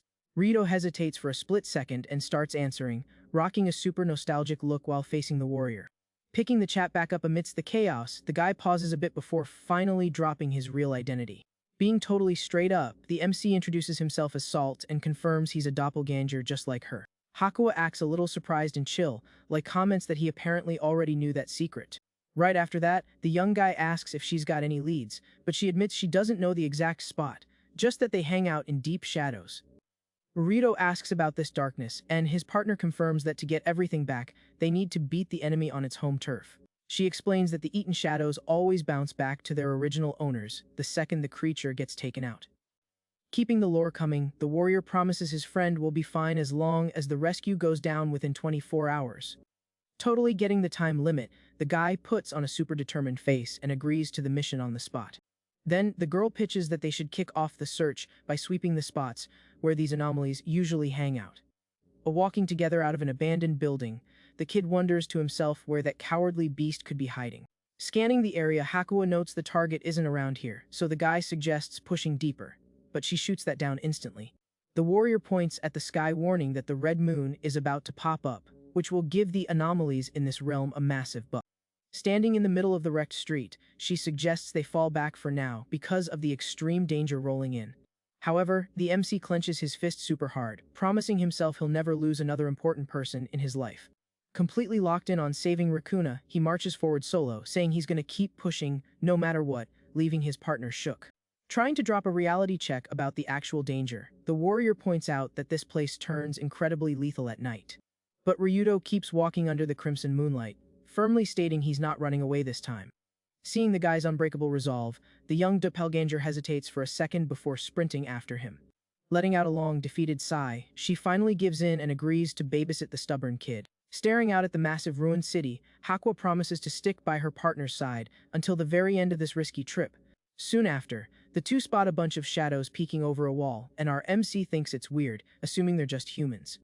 The warrior corrects him, saying they're probably living world anomalies, and that this is going to be a major headache. Looking at the glowing eyes in the dark, the kid agrees that dealing with this mob is definitely going to be a massive pain. As time ticks by, the duo wanders into a weird forest zone, glowing with pink light and filled with exotic flowers. Stopping in the middle of the shady woods, the guy suggests they scope the area out carefully to find the enemy target. Meanwhile, Hakua stays super quiet and hyper-aware of her surroundings, making her partner feel kinda guilty. Feeling bad, Rito apologizes for dragging his partner out here, but she swears she tagged along entirely by choice. Suddenly, a super fast wooden arrow rips through the air, heading straight for the two distracted teens. Caught totally off guard by the sneak attack, the MC lets out a yell of surprise right away. They dodge quickly, dropping into a battle stance, while the guy demands to know who's hiding in the bushes. Annoyed about missing the lethal shot, a little freak with a bag on its head clicks its tongue in the dark. Right after, a whole squad of these bizarre little monsters armed with spears and bows pops out of the brush. Rito asks who they are, and Hakua explains they're Minots. Weak but super smart and dangerous freaks. The boss of the tiny anomalies flashes an evil grin, staring down the trespassers in their sacred turf. Trying to keep things chill, the kid asks for a pass, promising they don't want to hurt anyone around here. But the creature tells him to shut his trap, calling the guy trash and declaring this spot belongs exclusively to them. Our MC tries to talk it out, mentioning that the two of them are anomalies exactly like the angry mob. Laughing in his face, the little freak says they're totally different because their tribe actually eats humans without any mercy. This awful reveal makes Rito's eyes go wide in pure shock, completely disgusted by the nature of these beasts. The little anomaly describes what human meat tastes like and claims it's an addiction for life. Hit with an instant wave of disgust, the young guy scowls and declares that if that's the case, they're never going to see eye to eye. One of the goons pokes the boss, asking what they should do with this duo of cocky intruders in their woods. The whole mob starts screaming together, super hyped up, demanding the immediate takedown of the two for stepping on their grass. Resting his axe on his shoulder, the boss smirks maliciously and says the tribe's verdict is already crystal clear. Wasting zero time, Ryudo and Hakua summon their blades at the exact same time, getting ready for the brawl. Seeing the horde charge like crazy, the guy figures they have zero options left, and his partner agrees on the spot. The army of Minots surrounds them from all sides, while the enemy archers post up in the trees nearby. Hiding out in the high branches, one of the archers fires a fatal arrow straight at the duo. With fast reflexes, Hakua spins her blade, slicing the attack before it could hit either of them. Using the opening, the MC summons a massive dark hand to block and screams his partner's name. The warrior jumps around, dodging a bunch of ground attacks and apologizes, telling the guy to be super careful. Swatting away the endless attacks, Ryudo curses in frustration, realizing the enemy numbers are absolutely ridiculous. Reading the tribe's playbook, his partner suggests dropping their boss first to ruin the squad's flawless teamwork. With a solid plan, the two start sprinting full speed toward the chief, knocking out the smaller freaks along the way. They bust through the enemy defense line and quickly close in on the main target waiting with his heavy axe. Totally underestimating the threat, the little monster lets out a cocky laugh and dares the teens to catch him if they can. Locked onto the target, Hakua rushes forward without checking the floor, and the MC yells in panic for her to wait a sec. With no time to hit the brakes, the girl's foot steps right onto a fake pile of loose leaves covering the forest floor. Ryudo runs desperately trying to grab his friend before the trap finishes the job. But the young girl drops into a deep pit, and the kid dives into the air right after her, while the monsters celebrate the trap. Falling down the hole, the guy reaches his hand out with wide eyes in a useless attempt to catch his friend. Up top, the monster boss peeks down the pit, laughing his head off and telling the intruders to just fade away already. Free falling super fast down an endless dark shaft, the two teens scream at the top of their lungs with absolutely zero control over the situation. They get launched out of a giant sewer pipe straight toward an underground flooded reservoir. The duo smacks the water hard, kicking up a massive splash that echoes through the hidden cave deep underground. Soaking wet, they shake off the impact while Hakuo points out they got super lucky landing in deep water down here. Calming down and catching his breath, the guy checks out the weird vibe, wondering where the heck they ended up. Our MC takes the first step, splashing water to scout out the unknown and completely silent area. Walking together through the round flooded room, Ryudo is amazed to see the soft glow is actually coming from the flowers around them. Looking up at the hole in the ceiling, the warrior confirms it was a trap and warns that the red moon effect is officially active. The young girl sighs, looking worried, revealing that during this phase, they lose their magic ability to head back to the living world. Confused, Ryudo asks her to break it down, and she explains that normally you only get in here using skills or walking through portals. But Hakuo wraps it up saying the extreme energy from the moon completely blocks any attempt to use those escape routes. Staring at the exit way up high, the girl declares they need to figure out a way to climb, since that's the only visible way out. Not losing hope, the MC nods and starts walking, asking what her master plan is to break out of this place. Sliding down the dark, wet tunnel, the kid tries to figure out his buddy's game plan. The duo gets launched by the crazy strong current of the pipe straight into the unknown. Right then our MC desperately tries to grab onto the stone edge. But Hakuo yells her partner's name, warning him about the upcoming danger. Unable to hang on, Ryuto falls super awkwardly while the girl sticks a stylish landing. Laying on the floor feeling sore, he groans that he almost had it, and she tells him not to push his luck. Soaking wet from the sewer water, the kid ends up letting out a really loud sneeze. The warrior just watches her partner try to clean himself off in absolute silence. Out of nowhere, she grabs his hand super tight, leaving the guy completely caught off guard. Pulling her buddy close, the young girl explains they need to stick together to save body heat. She suggests they take a breather, considering they've been running non-stop since they got here. The two end up sitting on the cold floor leaning against each other, making the guy feel super awkward. Breaking the silence, Hakuo calls out to him and asks why exactly he's rolling with Yatagarasu. Hearing that direct question, the kid's face changes as he remembers something super important. The tragic image of his friend passing away and telling him to find Kurosu hits him like a truck. The wrecked scenery mirrors the young guy's total despair over that sacrifice. Back in that painful moment, the wounded warrior asked him to pass on an urgent warning. With a messy hand, the young girl revealed that some girl made a request to her in the past. Snapping back to the present, our MC fills his partner in on this mystery message. So, he seriously reveals that their world is going to be wiped out by anomalies real soon. The memory of the torn sky and monsters wrecking the city rushes back hard. The girl asks what that's all about, and he admits he had to step up and do something. Ryudo confesses this whole story sounds totally crazy, but swears it's the absolute truth. The young doppelganger listens to her buddy's confession while keeping a super chill look on her face. Then, she mentions he's pretty mysterious, but doesn't seem to be capping. Super relieved by her answer, the guy asks if she actually believes him. Flashing a tiny smile, Hakuo admits she feels really comfortable chatting with her partner. However, that makes the kid think about Rakuna, feeling bad he never dropped the truth bomb on her. Mustering up some guts, the MC uses the chill vibe to ask a major question. The warrior turns her head, giving her ally her full attention. Being straight up, he wants to know her take on the fact that they curse their own versions. The guy looks down, wondering if entities like them should even exist in the first place. The warrior tries to cheer her buddy up, but a massive crash interrupts their chat. She looks up startled, noticing something is dropping from the cave ceiling. The two jump away frantically, managing to dodge the giant boulders by an inch. Looking up, they realize the tribe of little monsters tracked down their hiding spot. One of the enemies flashes an evil grin, while the duo realizes they're about to be buried alive. The tiny freaks start chucking dozens of explosive barrels straight down the hole. Instantly, Rito dives in front of his partner, taking up the defensive front line. A devastating blast completely swallows the underground zone in a violent flash. Up top, the enemy horde celebrates, positive the intruders just got flattened. The massive crater is completely filled with rubble and thick smoke after the strike. But at the bottom of the cave, our MC is holding up a shield, keeping his ally perfectly safe. The kid drops the magic and locks his eyes on the top of the tunnel, totally dialed in. Thinking they snagged the W, the pack of beasts turns around, getting ready to bounce. Wasting zero time, the guy steps firmly on the rubble, using the rocks as a launch pad. He blasts straight up the shaft at ridiculous speed, completely spooking the enemies. The little monsters go into absolute shock seeing their target pop out from the deep. RMC lands smoothly on the forest floor, staring down the furious tribe. Right behind him, Hakuo also makes it up, super relieved about the successful escape. Summoning his shadow blade, the young guy jokes that their ambush actually ended up saving them. Super ticked off by the disrespect, the enemy boss orders a full-scale assault on the duo. Locked into the fight, the partners charge forward, gripping their respective weapons tight. Showing off flawless teamwork, they slice through multiple monsters at the same time in the woods. Seeing his army getting wiped out in seconds, the boss realizes he's losing and tries to dip. However, Ryudo spawns instantly right behind the target, grabbing the beast with a shadow hand. The kid flashes a lethal locked-in glare, declaring this battle is officially over. With a ruthless strike, he slices the enemy's body, sending a massive mess into the air. Pure determination shines in the young guy's eyes while he holds his battle stance. The devastating hit cuts the grotesque creature down, shutting down the threat for good. With his feet back on the ground, the kid sighs, complaining that the whole interruption was super annoying.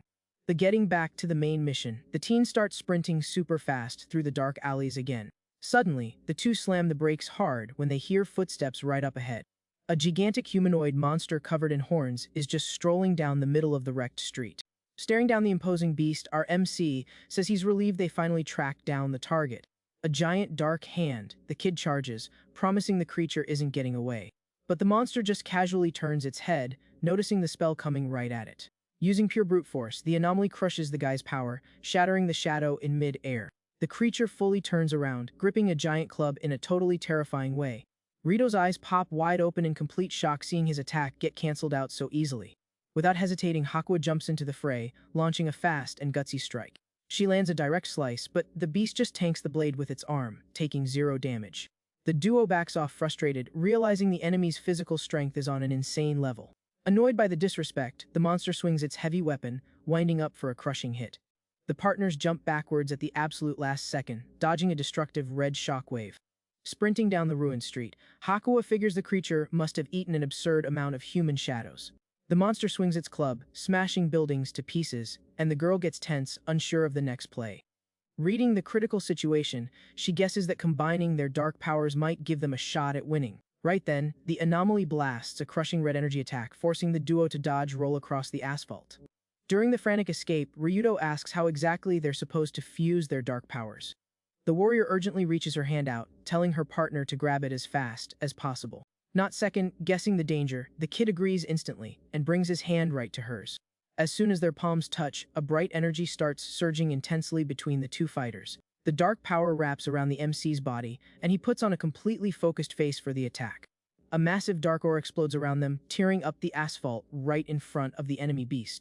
Riding the magic wave, the kid points his arm straight at the giant creature across the way. A colossal beam of darkness gets blasted full force at the anomaly waiting up ahead. The lethal hit tags the target dead on, making the beast roar in pure pain as it gets swallowed by the power. Getting completely flattened by the violent magic, the grotesque creature drops heavily to its knees. To wrap things up for good, Rito launches his blade into the air, swearing the fight ends right now. Jumping super high, the kid bombs with a massive shadow blade straight into the enemy's back. The brutal slice rips through the beast from top to bottom in a totally devastating and insanely fast strike. The anomaly shatters into pieces, scattering energy across the alley as the young guy lands safely on the ground. Hyped about his own weapon, he realizes its strength got a massive buff thanks to his doppelganger ally. Hakuo runs up to him celebrating the huge W, and her partner happily agrees that the fight is finally over. Instantly, dozens of dark silhouettes start pouring out of the defeated monster's leftover pieces. Watching the energies float up to the sky, the warrior mentions that everything is heading back to the original owners now. However, the kid notices the red moon is still out and gets that they're still stuck in this awful realm. Right after, the young girl points up, grabbing her buddy's attention to show him a super important update. The moon shifts back to its normal silver color, confirming the duo can finally head back to the human world. Our MC breathes a sigh of relief at the awesome news, knowing the lethal danger is officially over. Walking through the glowing portal, the duo casually strolls down an alley in the now peaceful human city. Keeping a steady pace, the kid thinks about his defenseless friend and desperately hopes she's totally safe. He uses the chill vibe to thank her for tagging along, but his partner replies she was just doing her job as a veteran. Suddenly, the warrior stops walking right then and there, cutting off their trip in a really abrupt and quiet way. The girl admits she feels like he was actually the one who saved her, but the guy quickly denies it, looking away. Staying super humble, he swears he would never have beaten that dangerous enemy if he had been out there solo.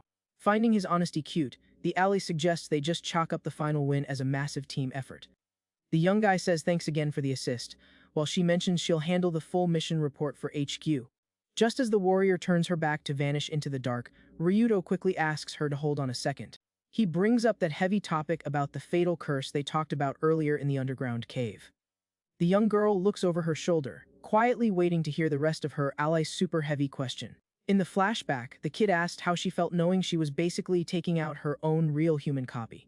Totally unsure about his own fate, he asked if copycat monsters like them shouldn't even exist. Back in the quiet present, the partner puts on a more serious vibe while processing her buddy's pain. Being totally blunt, she states that causing this fatal tragedy is just the unavoidable destiny of their dark species. His painful past pops up in his head, and the girl explains that nothing can undo the tragedy that already went down. Looking the kid straight in the eyes, the warrior declares that the only way out is finding your own way to make up for the mistake.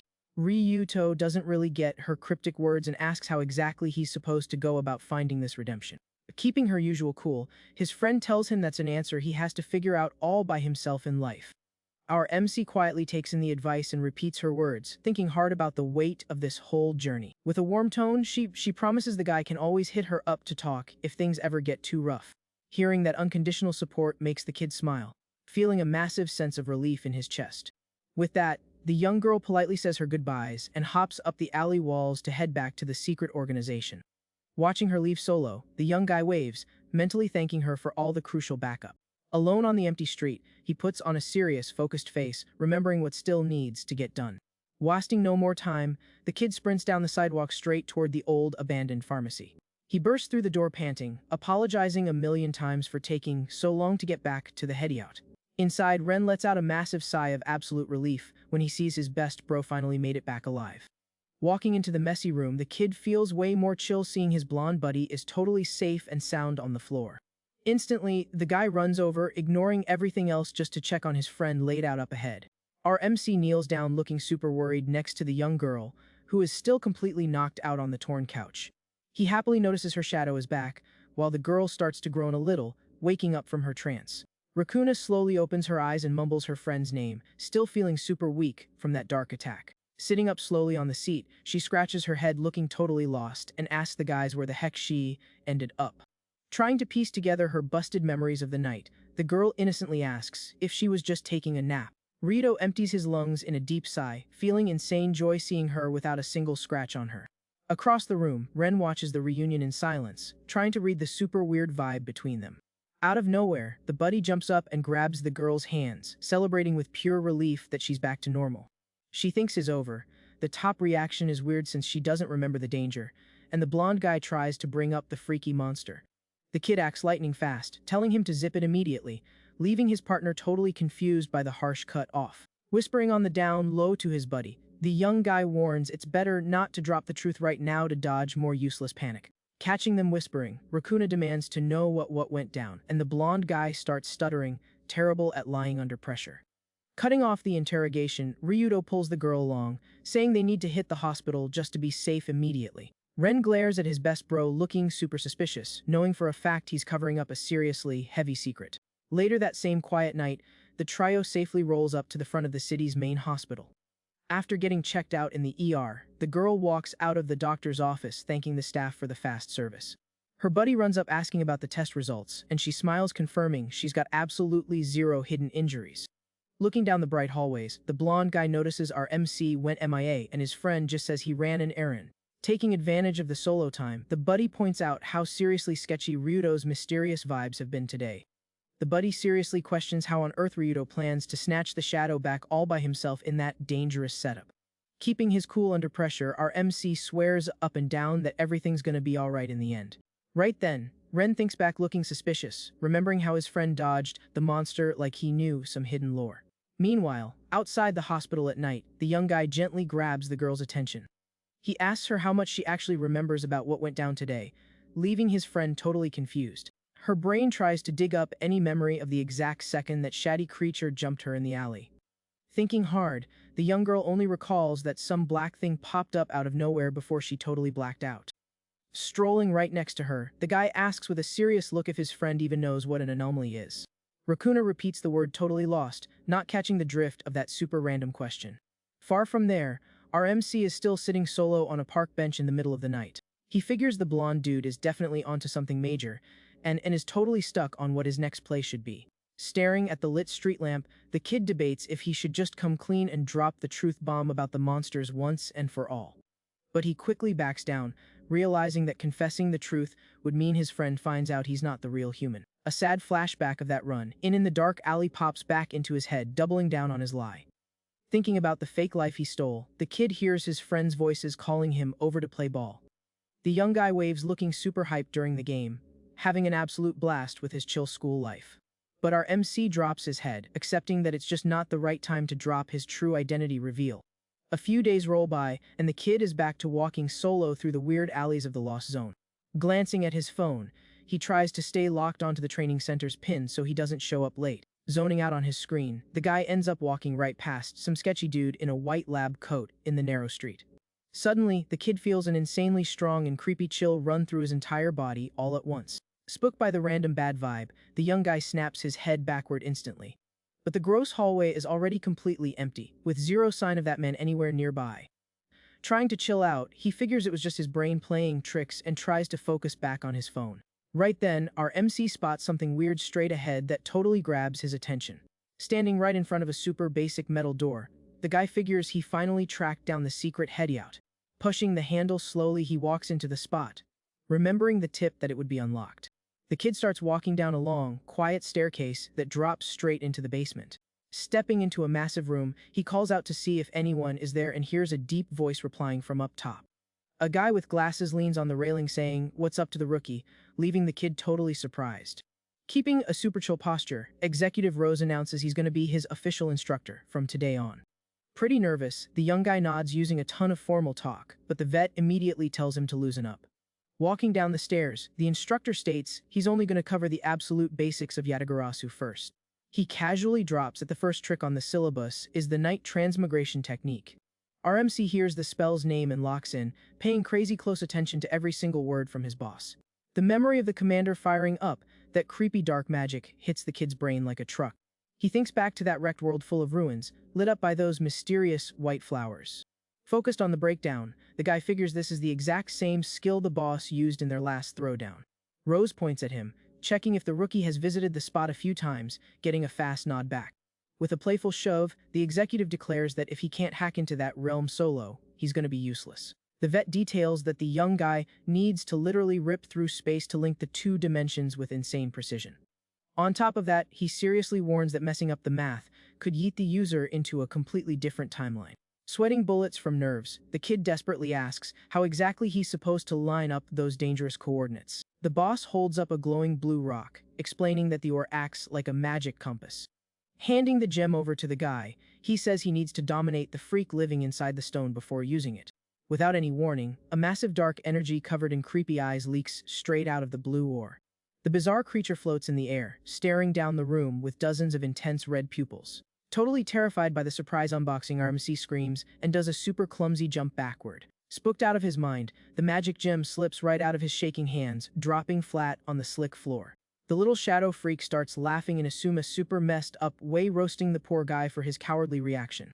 Chilling on the stairs, the instructor just says he's going to watch the mess from afar to judge the student's stance. But the flying beast ignores the chill advice and blitzes like lightning to finish off the distracted target. Ryudo's eyes go wide as he panics, demanding the weird bug hold up a second before the lethal strike. Meanwhile, in a massive, crumbling abandoned apartment complex, the vibes are absolutely atrocious. Heavy, slow footsteps echo through the dark halls of the isolated building, signaling someone sketchy is walking through. The dude in the white lab coat opens the door to one of the units, casually announcing he finally made it home. In a dark corner of the room, a monstrously huge freak grumbles in a creepy voice that it's starving again. Showing zero fear of the beast, the villain just asks how the heck that thing gets hungry so fast. The grotesque creature takes a step forward, growling in the dark that it couldn't handle that pathetic excuse for a meal anymore. Flashing a dangerous red glare and a sadistic grin, the guy agrees to the request and suggests they start hunting right now. The villain looks up at the skeletal face of his monstrous brother and swears payback against the humans who did that. The next day, the city high school wakes up, bathed in beautiful sunlight, looking more chill than ever. Inside one of the classrooms, students are just chatting away, lazily waiting for another regular class to kick off. However, our MC is completely knocked out, slumped on his desk, dealing with the physical hangover of his intense training. Sitting right in front of him, Rakuna locks eyes on her buddy's exhausted face, looking super obviously worried. Soon enough, the loud bell rings through the buildings, officially ending the long afternoon school block. Lifting his head up, struggling a bit, the kid hits a massive stretch along with a huge yawn. Standing firm by his desk, his friend complains with her hands on her hips, demanding to know why he's always sleeping lately. Stuttering awkwardly, the guy makes up the absolute worst excuse, claiming he pulled all-nighters grinding online games. The girl sighs and looks down without saying a word, seeming really bummed out by her buddy's super obvious lie. Noticing the heavy vibe, Rito realizes she's been acting weird like this ever since they hit up the old heady-out. Breaking the silence, his friend raises her voice, dragging his attention straight back to that exact fateful day. Caught totally off guard by her cutting straight to the forbidden topic, the guy stammers, letting out a nervous noise of surprise. The young girl grips the guy's arm tight, demanding to hear loud, air, and clear what actually went down on that abandoned street. Staring right at him, she drops the ultimate question, wanting to know why he booked it so fast from the secret bays, leaving them hanging. Backed into a corner, our MC tries to spin a trash excuse, stammering that nothing crazy happened that day. But the terrifying memory of that shadow creature, grabbing the girl out of nowhere, floods back into her mind. Holding her own arm tight, the young girl insists she got jumped by some super bizarre black monster. Trying to chill the situation out, Ryuto lies, saying she was just super exhausted and that freaks like that don't even exist.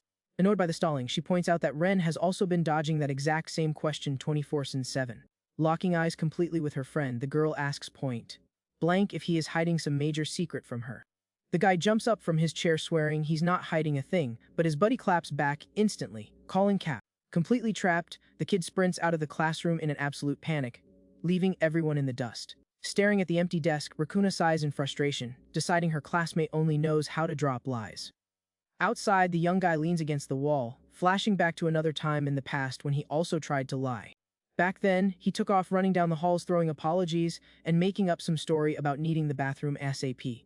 The girl was left behind looking super confused, clueless as to why he bolted that out of nowhere. A nostalgic memory pops up showing the two of them playing in a super sunny park when they were kids. Swinging together at the playground, little Ryuto gets his friend's attention in a super calm way. Looking down kinda bummed out, he randomly confesses that he might actually end up kicking the bucket pretty soon. Back in 8th grade, the kid hung out on the swings thinking deep thoughts about his own doomed destiny. Totally shook by the gloomy talk, Rakuna asks where the heck he pulled that crazy idea from. Jumping off the ride, our MC just turns his back and apologizes just in case the absolute worst goes down. He takes off running through the park without dropping any context, totally ignoring his partner's desperate yells for him to wait.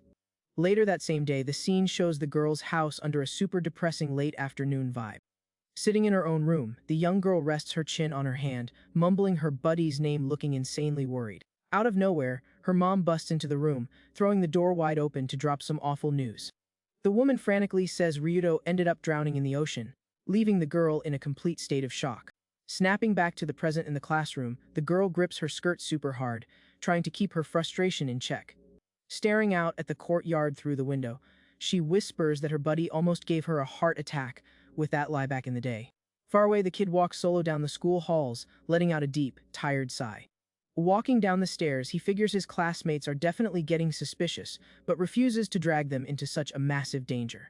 Right then, his phone buzzes with a mission alert to take out a freak over at an abandoned factory. Checking the ping on his screen, the guy realizes ditching school right now is only going to leave his friend with even more questions. However, he clenches his fist super tight, knowing he can't just swipe away the call of duty. Sprinting down the empty hall, the young guy mentally begs for forgiveness, promising that all this grinding is exactly so he can protect her. A training flashback hits, showing the kid dashing super fast with his blade straight at that eyeball monster. Flexing all his agility, our MC drops a brutal strike, slicing the weird creature with zero mercy. The monster turns into black smoke, dropping the little glowing blue stone straight to the floor. Panting hard, the guy hears Instructor Rose hype up his solid performance on his very first magic brawl. With his gloved hand, the vet scoops the glowing rock off the floor, acting super chill. The boss explains that using this rock lets you hop into the night realm, or even banish enemies straight there. He adds a warning that throwing hands in the human world would leak the squad's existence, and that would be a massive headache. Pointing a finger with total confidence, the man swears he's counting on the rookie, and the kid agrees instantly with a stutter. Checking his own watch, the executive randomly remembers that the guy's combat fit should be dropping in soon. Back to the present, the scene shows a massive industrial zone packed with warehouses where the mission is going down. Already at the meet-up spot, Hakuo waves her hand, calling her partner over looking super hyped.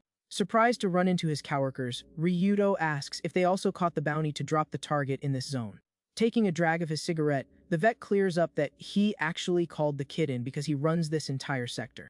The rookie rolls up rocking his fresh, perfectly tailored combat trench coat, while the master hypes up his intimidating new drip. Flashing a sweet smile, the girl gives a thumbs up saying her partner looks awesome and should totally flex more confidence. Turning his back, the vet grabs the squad's attention and signals it's time for them to start sweeping the area. The trio walks side by side, stepping through the main door of a dark, totally trashed warehouse. Checking out the wrecked spot, the kid notices the insane mess while Hakuo tries to figure out where the target might be hiding. Adjusting his glasses, the instructor reveals that some teens broke into the spot messing around and ended up spotting the beast. Suddenly, all three slam the brakes in the middle of the warehouse, completely shook by the gross sight straight ahead. A gigantic green monster is laid out on the floor, totally shredded and covered in a massive mess. Scanning the fatal wounds, they realize in panic that the main target got wiped out already by some mystery person. Totally lost, the young agents wonder if some other guy from the organization swung by earlier. But the vet's eyes go wide instantly as he senses an incredibly dangerous presence coming straight from the ceiling. Freaking out, the man screams at the top of his lungs, telling the two rookies to get out of that spot right now. The duo whips their heads around instantly, totally caught off guard by the commander's urgent warning. A brutal lightning bolt smacks the warehouse floor with insane violence, blasting a shockwave through the air. Through the smoke above, Shady Warrior pops up staring down the squad, leaving Ryuto absolutely stunned. The terrifying skull, masked enemy mutters with pure hate that humans are evil and need to be wiped off the map. Wasting zero time chatting, the invader charges full speed at our MC, ready to drop a lethal hit. The threat's clenched fist glows intensely, packing a ridiculous amount of magic electricity. Flexing top-tier reflexes, Rito jumps away, barely dodging the punch that totally blows up the warehouse floor. The young guy backs up panting and impressed, realizing the enemy can literally weaponize destructive lightning. Sliding across the concrete, he creates a solid gap so he can properly rid the opponent's moves. Analyzing the weird aura, the instructor curses, claiming that creature is definitely not your average Night Realm freak. The warrior drops to her knees, looking like she already recognizes the dark and dangerous vibe of that mystery fighter. Totally ignoring the kid, the electric villain dashes at insane speed straight toward Hakuo. Spotting the fatal ambush, the vet screams his subordinate's name in a panic, trying to give her a heads up about the incoming strike. Stomping hard on the ground, the man launches himself from his spot, ready to crash that cowardly attack.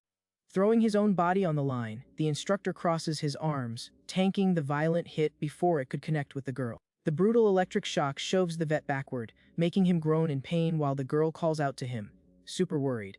Overcome by uncontrollable rage, the young doppelganger pulls her blade, asking how he dares lay a hand on her partner. With a gutsy jump, she rushes in weapon drawn, trying to slice the masked enemy in a lightning-fast counter. However, the warrior claps back by unleashing a massive lightning explosion that mercilessly swallows the girl mid-air. Hakuo gets launched violently into the ground after tanking the enemy's electric shock. But he go down like that. Ryuto screams her name, totally freaking out. Faced with that brutal flex, the kid is blown away by the opponent's ridiculous strength. He realizes the masked warrior isn't just a regular anomaly and wonders what the heck that thing even is. Further back, Instructor Rose groans on the floor, mentioning his body is still numb from the hit. Suddenly, soft footsteps and a super chill meow completely shatter the tense vibe in the warehouse.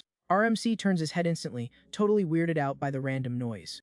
A super cute kitty shows up licking its paw right in the middle of the wreck, leaving the guy confused. Without skipping a beat, the electric villain charges like a lightning bolt straight at the defenseless furball.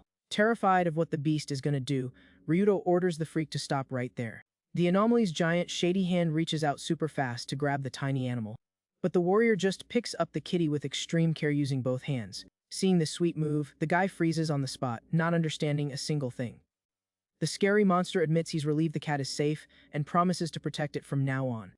At that point, both the kid and the vet just watch the bizarre scene, completely speechless. Cute moment. Hakuo groans in pain, trying to peel herself off the busted asphalt. Ryudo runs over to help his partner, asking if she's okay, and the girl nods while panting heavily. Watching the enemy focus on the cat, the young guy asks what kind of wacky creature that is. Super curious about the whole deal, he pushes to find out the big guy's real identity. Out of nowhere, a dude's voice echoes from above, asking what the heck Yuri is doing. Our MC looks up instantly, spotting the newcomer up on the metal catwalk. A sketchy guy in a lab coat and shades stares down at everyone, acting super cocky. The kid's brain immediately flashes back to the alert on the base's big screen telling them to report that dangerous criminal. With that, he tells his partner he saw that scientist's face on the organization's monitors. Rose gets up off the floor fully recovered and points up, demanding to know who the intruder is.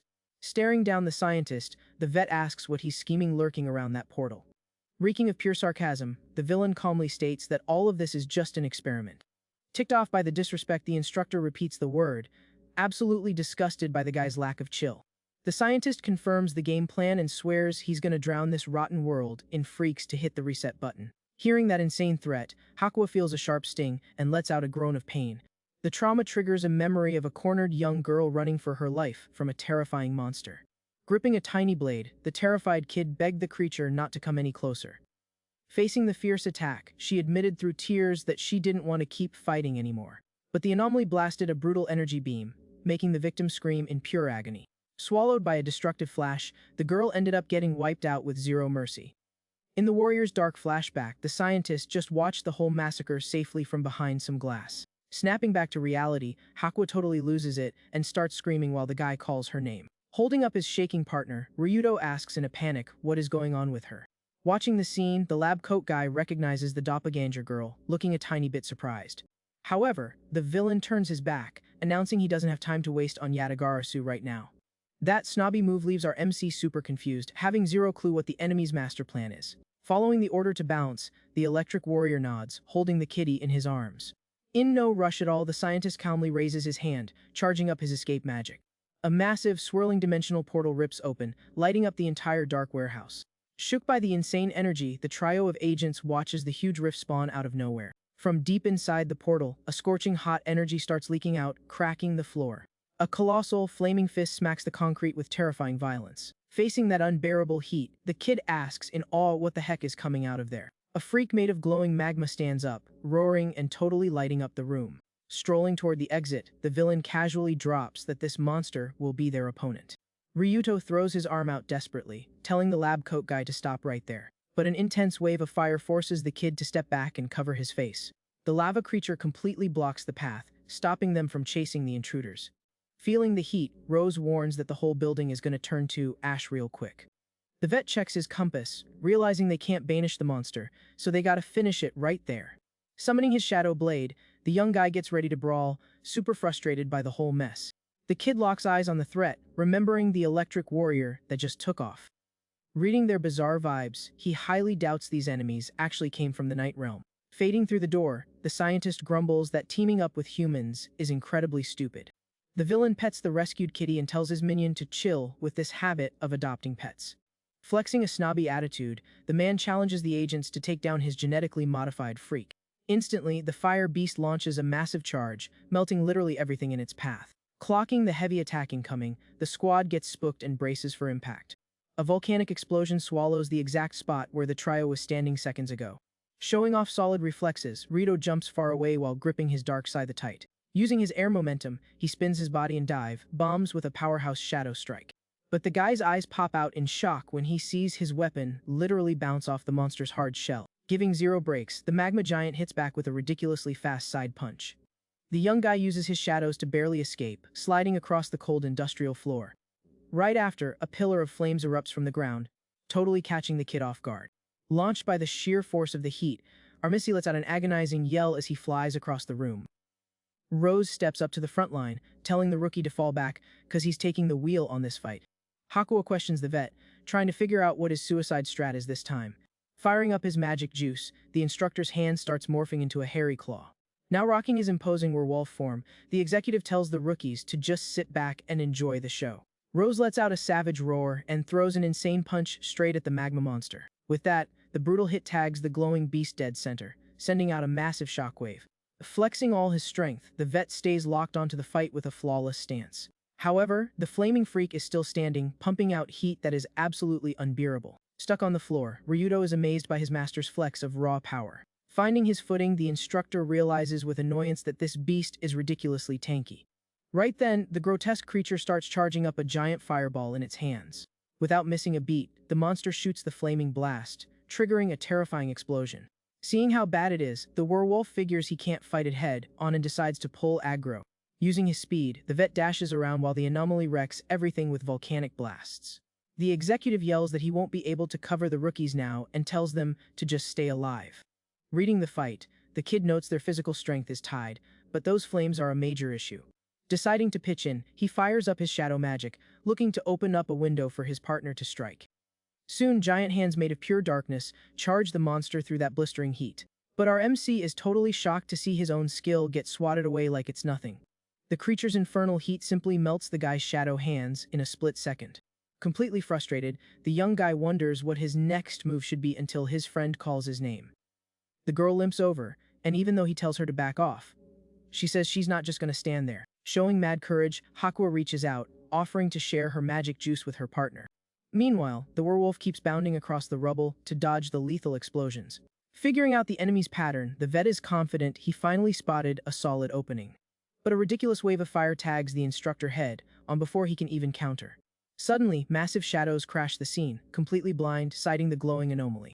Taking advantage of the distraction, the dark arms grab the fire giant with crushing force. Keeping the spell locked in, our MC yells at the top of his lungs for his master to go all out.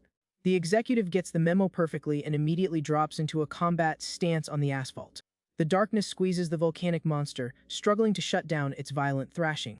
Cutting through the air, the werewolf launches a super fast rush straight at the trapped target. However, the creature's temperature skyrockets, starting to burn right through the magic prison. Gritting his teeth through the pain, the kid begs the vet to hurry up and gets an instant nod back. His skill fade in the flames, the young guy starts panicking, clueless on how to hold the beast. Out of nowhere, a light bulb goes off in the kid's head, making him lock onto a crazy, risky idea. With serious determination, he stumps hard on his own pooled darkness on the warehouse floor. His partner realizes the kid's insane plan and screams, wanting to know what the heck he's doing. Ignoring the warning, our MC starts absorbing the violent magic straight into his own body. Watching this go down, the allied duo is absolutely mind-blown by the kid's suicide move. Ryuto announces that eating the dark energy is their only play to beat that heat. Instantly, a chaotic dark aura explodes around the young guy, ripping up the room. The kid's hand turns into pure shadow, and he realizes he's going to totally lose control if he stalls too long. Swallowed by the crushing power, the rookie lets out a roar of pure rage, staring down the anomaly. The colossal clash between absolute darkness and destructive fire shakes the whole factory. Right then, a massive pillar of dark energy punches right through the roof, tearing into the night. After the brutal attack, the werewolf shifts back to human form and runs with the girl through the rubble. The two make it to the smoking crater, while the warrior frantically calls out for her buddy. The young guy is lying flat on his face, totally drained and covered head to toe in suit. Seeing he actually survived, the warrior sighs in relief, calling the kid a lunatic for pulling that stunt. Right behind her, the executive rolls up, checking out the ridiculous mess his own student just caused.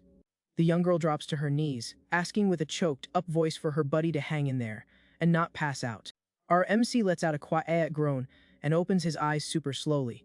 Instantly, the instructor grabs the guy by the back, helping him sit up safely. Outside, the fire is eating the warehouse alive, totally freaking out the locals nearby. The vet announces the student is awake, and the guy mumbles a groggy apology for causing such a mess. Staring at the out-of-control flames, the young guy starts panicking, saying they need to call for backup. Staying totally chill, the boss guarantees he already called in a super reliable plug for the job. A mysterious woman pulls up to the scene, and the instructor thanks this partner, Miyuki, for showing up. This classy lady is also a heavy-hitting executive in the organization and keeps a super calm vibe. The kid looks at the newcomer and quickly remembers seeing her hanging around the hideout before. The warrior mentions she's an ice element user, which the master confirms on the spot. Putting his hands together, Rose apologizes for the last-minute page in an area completely outside her turf. The woman just sighs, nodding, and starts charging up a heavy freezing magic in her hands. Releasing the juice, the executive casually says she'll let this favor slide just this once. A freezing blast of wind hits the area, making the two rookies shiver and huddle up from the sudden cold. An insane amount of power flows through the woman's arm, dropping a full-blown blizzard right on top of the fire. Totally amazed, the kid notices the awesome transformation the vet just went through. The executive takes on the god, tier form of a snow legend, floating majestically in the night sky. Hyped about the scene, Hakua points at the building, celebrating that the ice strat is actually working. In the blink of an eye, the destructive flames are completely shut down by the violent snowstorm. Wrapping up the job flawlessly, the powerful mage flashes a super sweet and satisfied look. Later on in the Yatagarasu boardroom, the squad finishes, giving the full breakdown of the incident. Commander Kurosu reviews the heavy intel about the portal, villain, and the unknown beast. Sitting next to him, Rose points out that the scientist dude had a freaky aura. Half human, half monster. Listening to the master, our MC looks down, realizing he's definitely felt that energy before. On the other side of the table, the young doppelganger stays completely quiet, just staring at her own hands. Worried about the tense silence, the kid leans in and whispers to ask if she's holding up okay. The warrior gets a massive jump scare from him getting close and tries to play it off quick in the middle of the serious meeting. Spitting out a million apologies, Hakua stutters awkwardly, making up an excuse that she just spaced out. Rose drops a thought that the mystery guy seemed to know the girl really well. Hearing that, the young girl drops her head, feeling the heavy vibe of that uncomfortable call out. A dark flashback of that scientist looking completely creepy flashes in her mind. Reading the room, Kurosu asks if this is the exact same guy who locked her up back in the day. Totally caught off guard by the direct question, the warrior jumps a little bit. Hesitating for a second, she tries to find the right words to start talking. Soon enough, the girl confirms the boss's hunch and gathers the guts to spill the whole truth. The flashback rolls to a night in the city where she says she was literally born straight out of the shadows. Wandering solo near the train tracks, the little girl mentions she had zero clue how to survive. Exploring the empty streets, she points out she had absolutely nobody to help her out.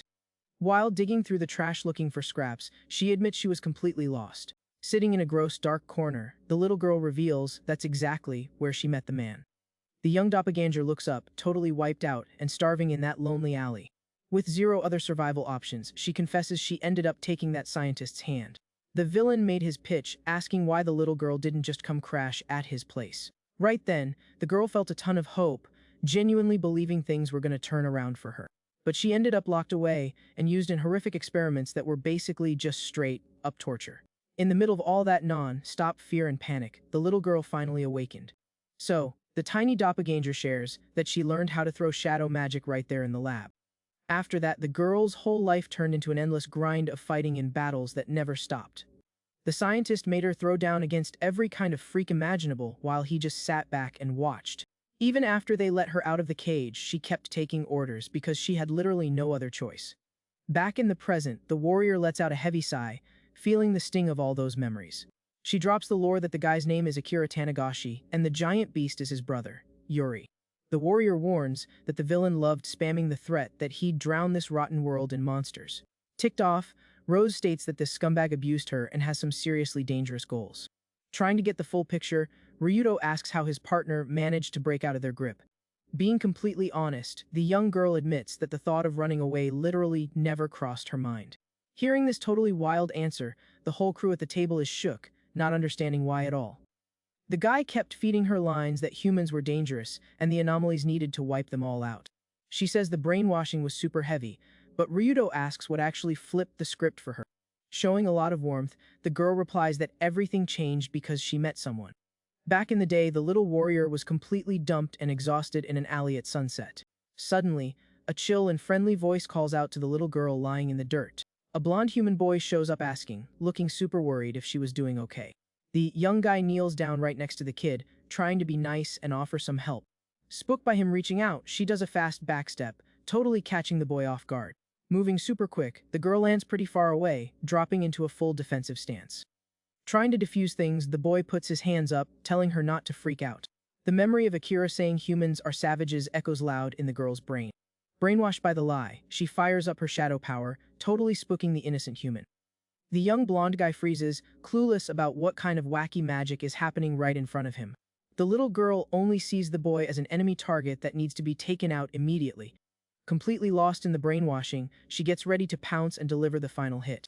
The lightning-fast move, the little kid charges furiously, while the boy curls up in fear. But the girl's body completely burns out, and she ends up passing out before finishing the attack. The human cracks one eye open, realizing the fatal blow just never dropped. Staring at the knocked-out girl, he mumbles, trying to figure out what the heck is wrong with this kid. Later that night, the scene shifts to the inside of a busted bus in the junkyard. The little girl is chilling, resting peacefully on the dusty seats of the old ride. The guy pops up holding a convenience store bag and notices she finally woke up. Startled by him getting close, the young girl jumps up, going right back into high alert mode. Super chill, the boy holds out a bottle of water, promising he's not going to hurt her. The little kid stares at the offered water, feeling insanely suspicious of this random act of kindness. Crouching in the aisle, the guy asks if she's hungry and mentions he brought some snacks. The girl's stomach growls super loud, totally blowing her cover. The human holds out a sweet roll and carefully asks if she's still hurting from her injuries. Completely lost in the sauce, the doppelganger just stares at the snack with zero reaction. Breaking the silence, the little girl quietly asks why he's even helping her out. Super relieved, the boy celebrates the fact that the girl finally dropped a word. Feeling guilty as heck, she brings up that she literally tried to jump and end him just moments ago in the dark alley. The guy admits he got a massive jump scare and asks what kind of creature she actually is. Being super honest, the little warrior looks down and confesses she isn't human. Over the next few days, the young guy kept looking out for her and bringing food to the hideout. The boy cooked up a hot meal for the two of them, boiling water on a campfire outside. Hyped up, he walks into the bus letting her know the instant noodles are good to go. While they chow down together, the little girl spills that she belongs to a species called doppelganger. Blown away, the boy thinks it's awesome that there's a human out in the world who looks exactly like her. The girl says that hanging out with him made all her fear and hate for humans totally vanish. With a sweet look, the guy swears he doesn't care about her species and tells her not to be scared. Hearing those totally pure words leaves the little girl absolutely amazed and super emotional. Soon, the human stands up to bounce, and she quickly asks where he's off to. Walking to the door, he drops the news that he's moving tomorrow and won't be able to come back here. The goodbye hits the little girl right in the feels, leaving the warrior looking super bummed out. Saying goodbye with a sweet smile, the boy tells Hakua to stay safe. That the young warrior realizes he dipped out super fast. Still inside the busted bus, she gets a jump scare noticing a black notebook sitting on the seat. The girl quickly grabs it and runs to the door, trying to call out to him. A flashback shows the guy handing her that notebook, thinking it might come in handy. Standing outside, she makes a promise to never go back to the lab and to never sell anyone out. Totally free from scientist Akira's brainwashing, the young girl is calling her own shots for the first time ever. Soon enough, she starts wandering the city and stumbles on a recruitment flyer on the street.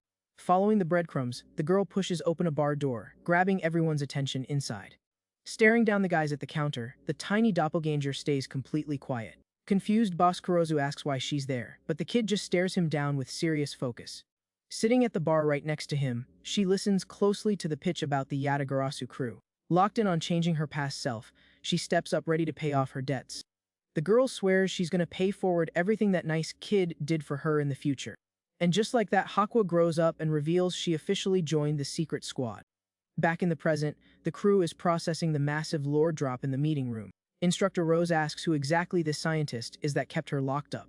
The girl claims the guy is trying to wreck this world using the anomalies. She mentions the villain has a hardcore hatred for humans, and Kurosu starts getting suspicious. Listening closely, Ryudo realizes in pure panic that the enemy is an absolute monster. The visual of the total wreck with beasts swarming the city haunts the rookie's brain again. Super tense, the kid pieces together that the scientist is the one who caused that future disaster. Boss Kurosu squints his eyes, stating for a fact he's heard of this Akira guy before. That sudden reveal instantly shocks both Hakua and Ryudo. Keeping a serious vibe, the vampire explains that the villain used to clock in at a research institute. Executive Rose recalls that this crew was secretly running studies on freaks behind the scenes. Hearing about monster research leaves our MC totally shook. The commander says the facility got shut down, but drops the bomb that humans were the ones pulling the strings. At the table, he concludes that humans actually built this research group to counter the creatures. A clean, empty lab hallway pops up, showing where all this shady stuff used to go down. In the past, scientist Akira is visiting his little brother inside a hospital room. Young Yuri thanks him for coming with a super weak voice and apologizes for being a hassle. Flashing a sweet smile, the patient shows he's super grateful to hang out with his older bro. But a dark monster shatters the window, screaming the kid's name in the empty room. The scientist's eyes go wide, totally taken over by deep shock and uncontrollable rage. Alone in the dark, the man breathes heavily, dealing with the awful loss. Sitting on the edge of the bed, he refuses to accept his brother's passing and grumbles in pure agony. An old photo shows the two of them hugging and looking super happy, highlighting the pain of that tragedy. Obsessed, the scientist grinds away in a dirty lab while the monster Yuri plays in the corner. The massive anomaly checks out a tiny kitten with a lot of curiosity and love. The furball puts its paws up, happily playing with a fuzzy toy.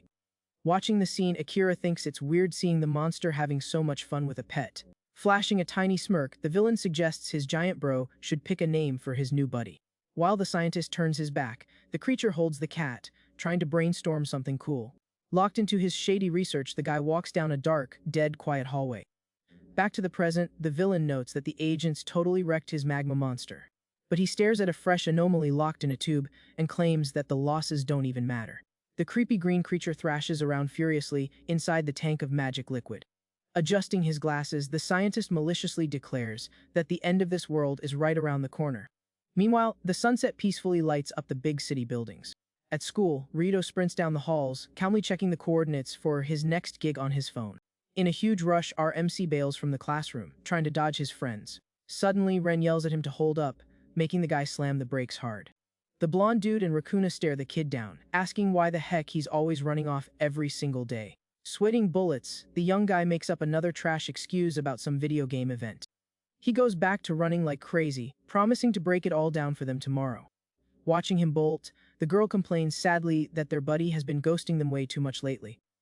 With that, the young girl turns her head, reminding her classmate about an old chat they had.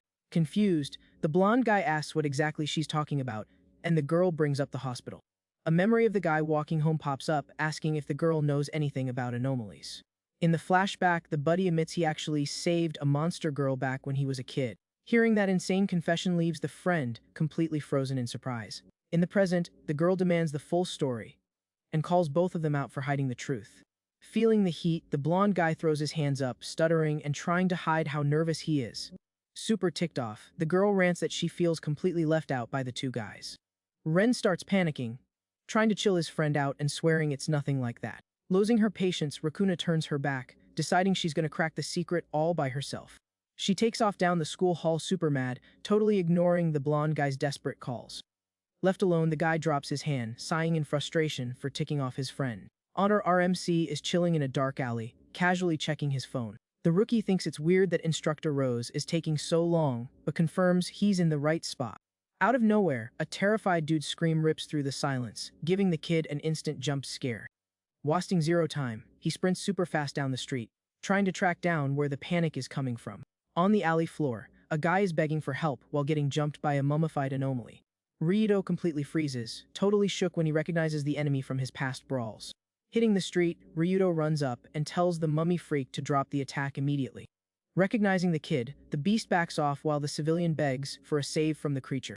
Right then, a squad of blue monsters pulls up, and the mummy complains that they're trying to eat him. Our MC's eyes go wide when he realizes just how massive this new threat in the alley really is.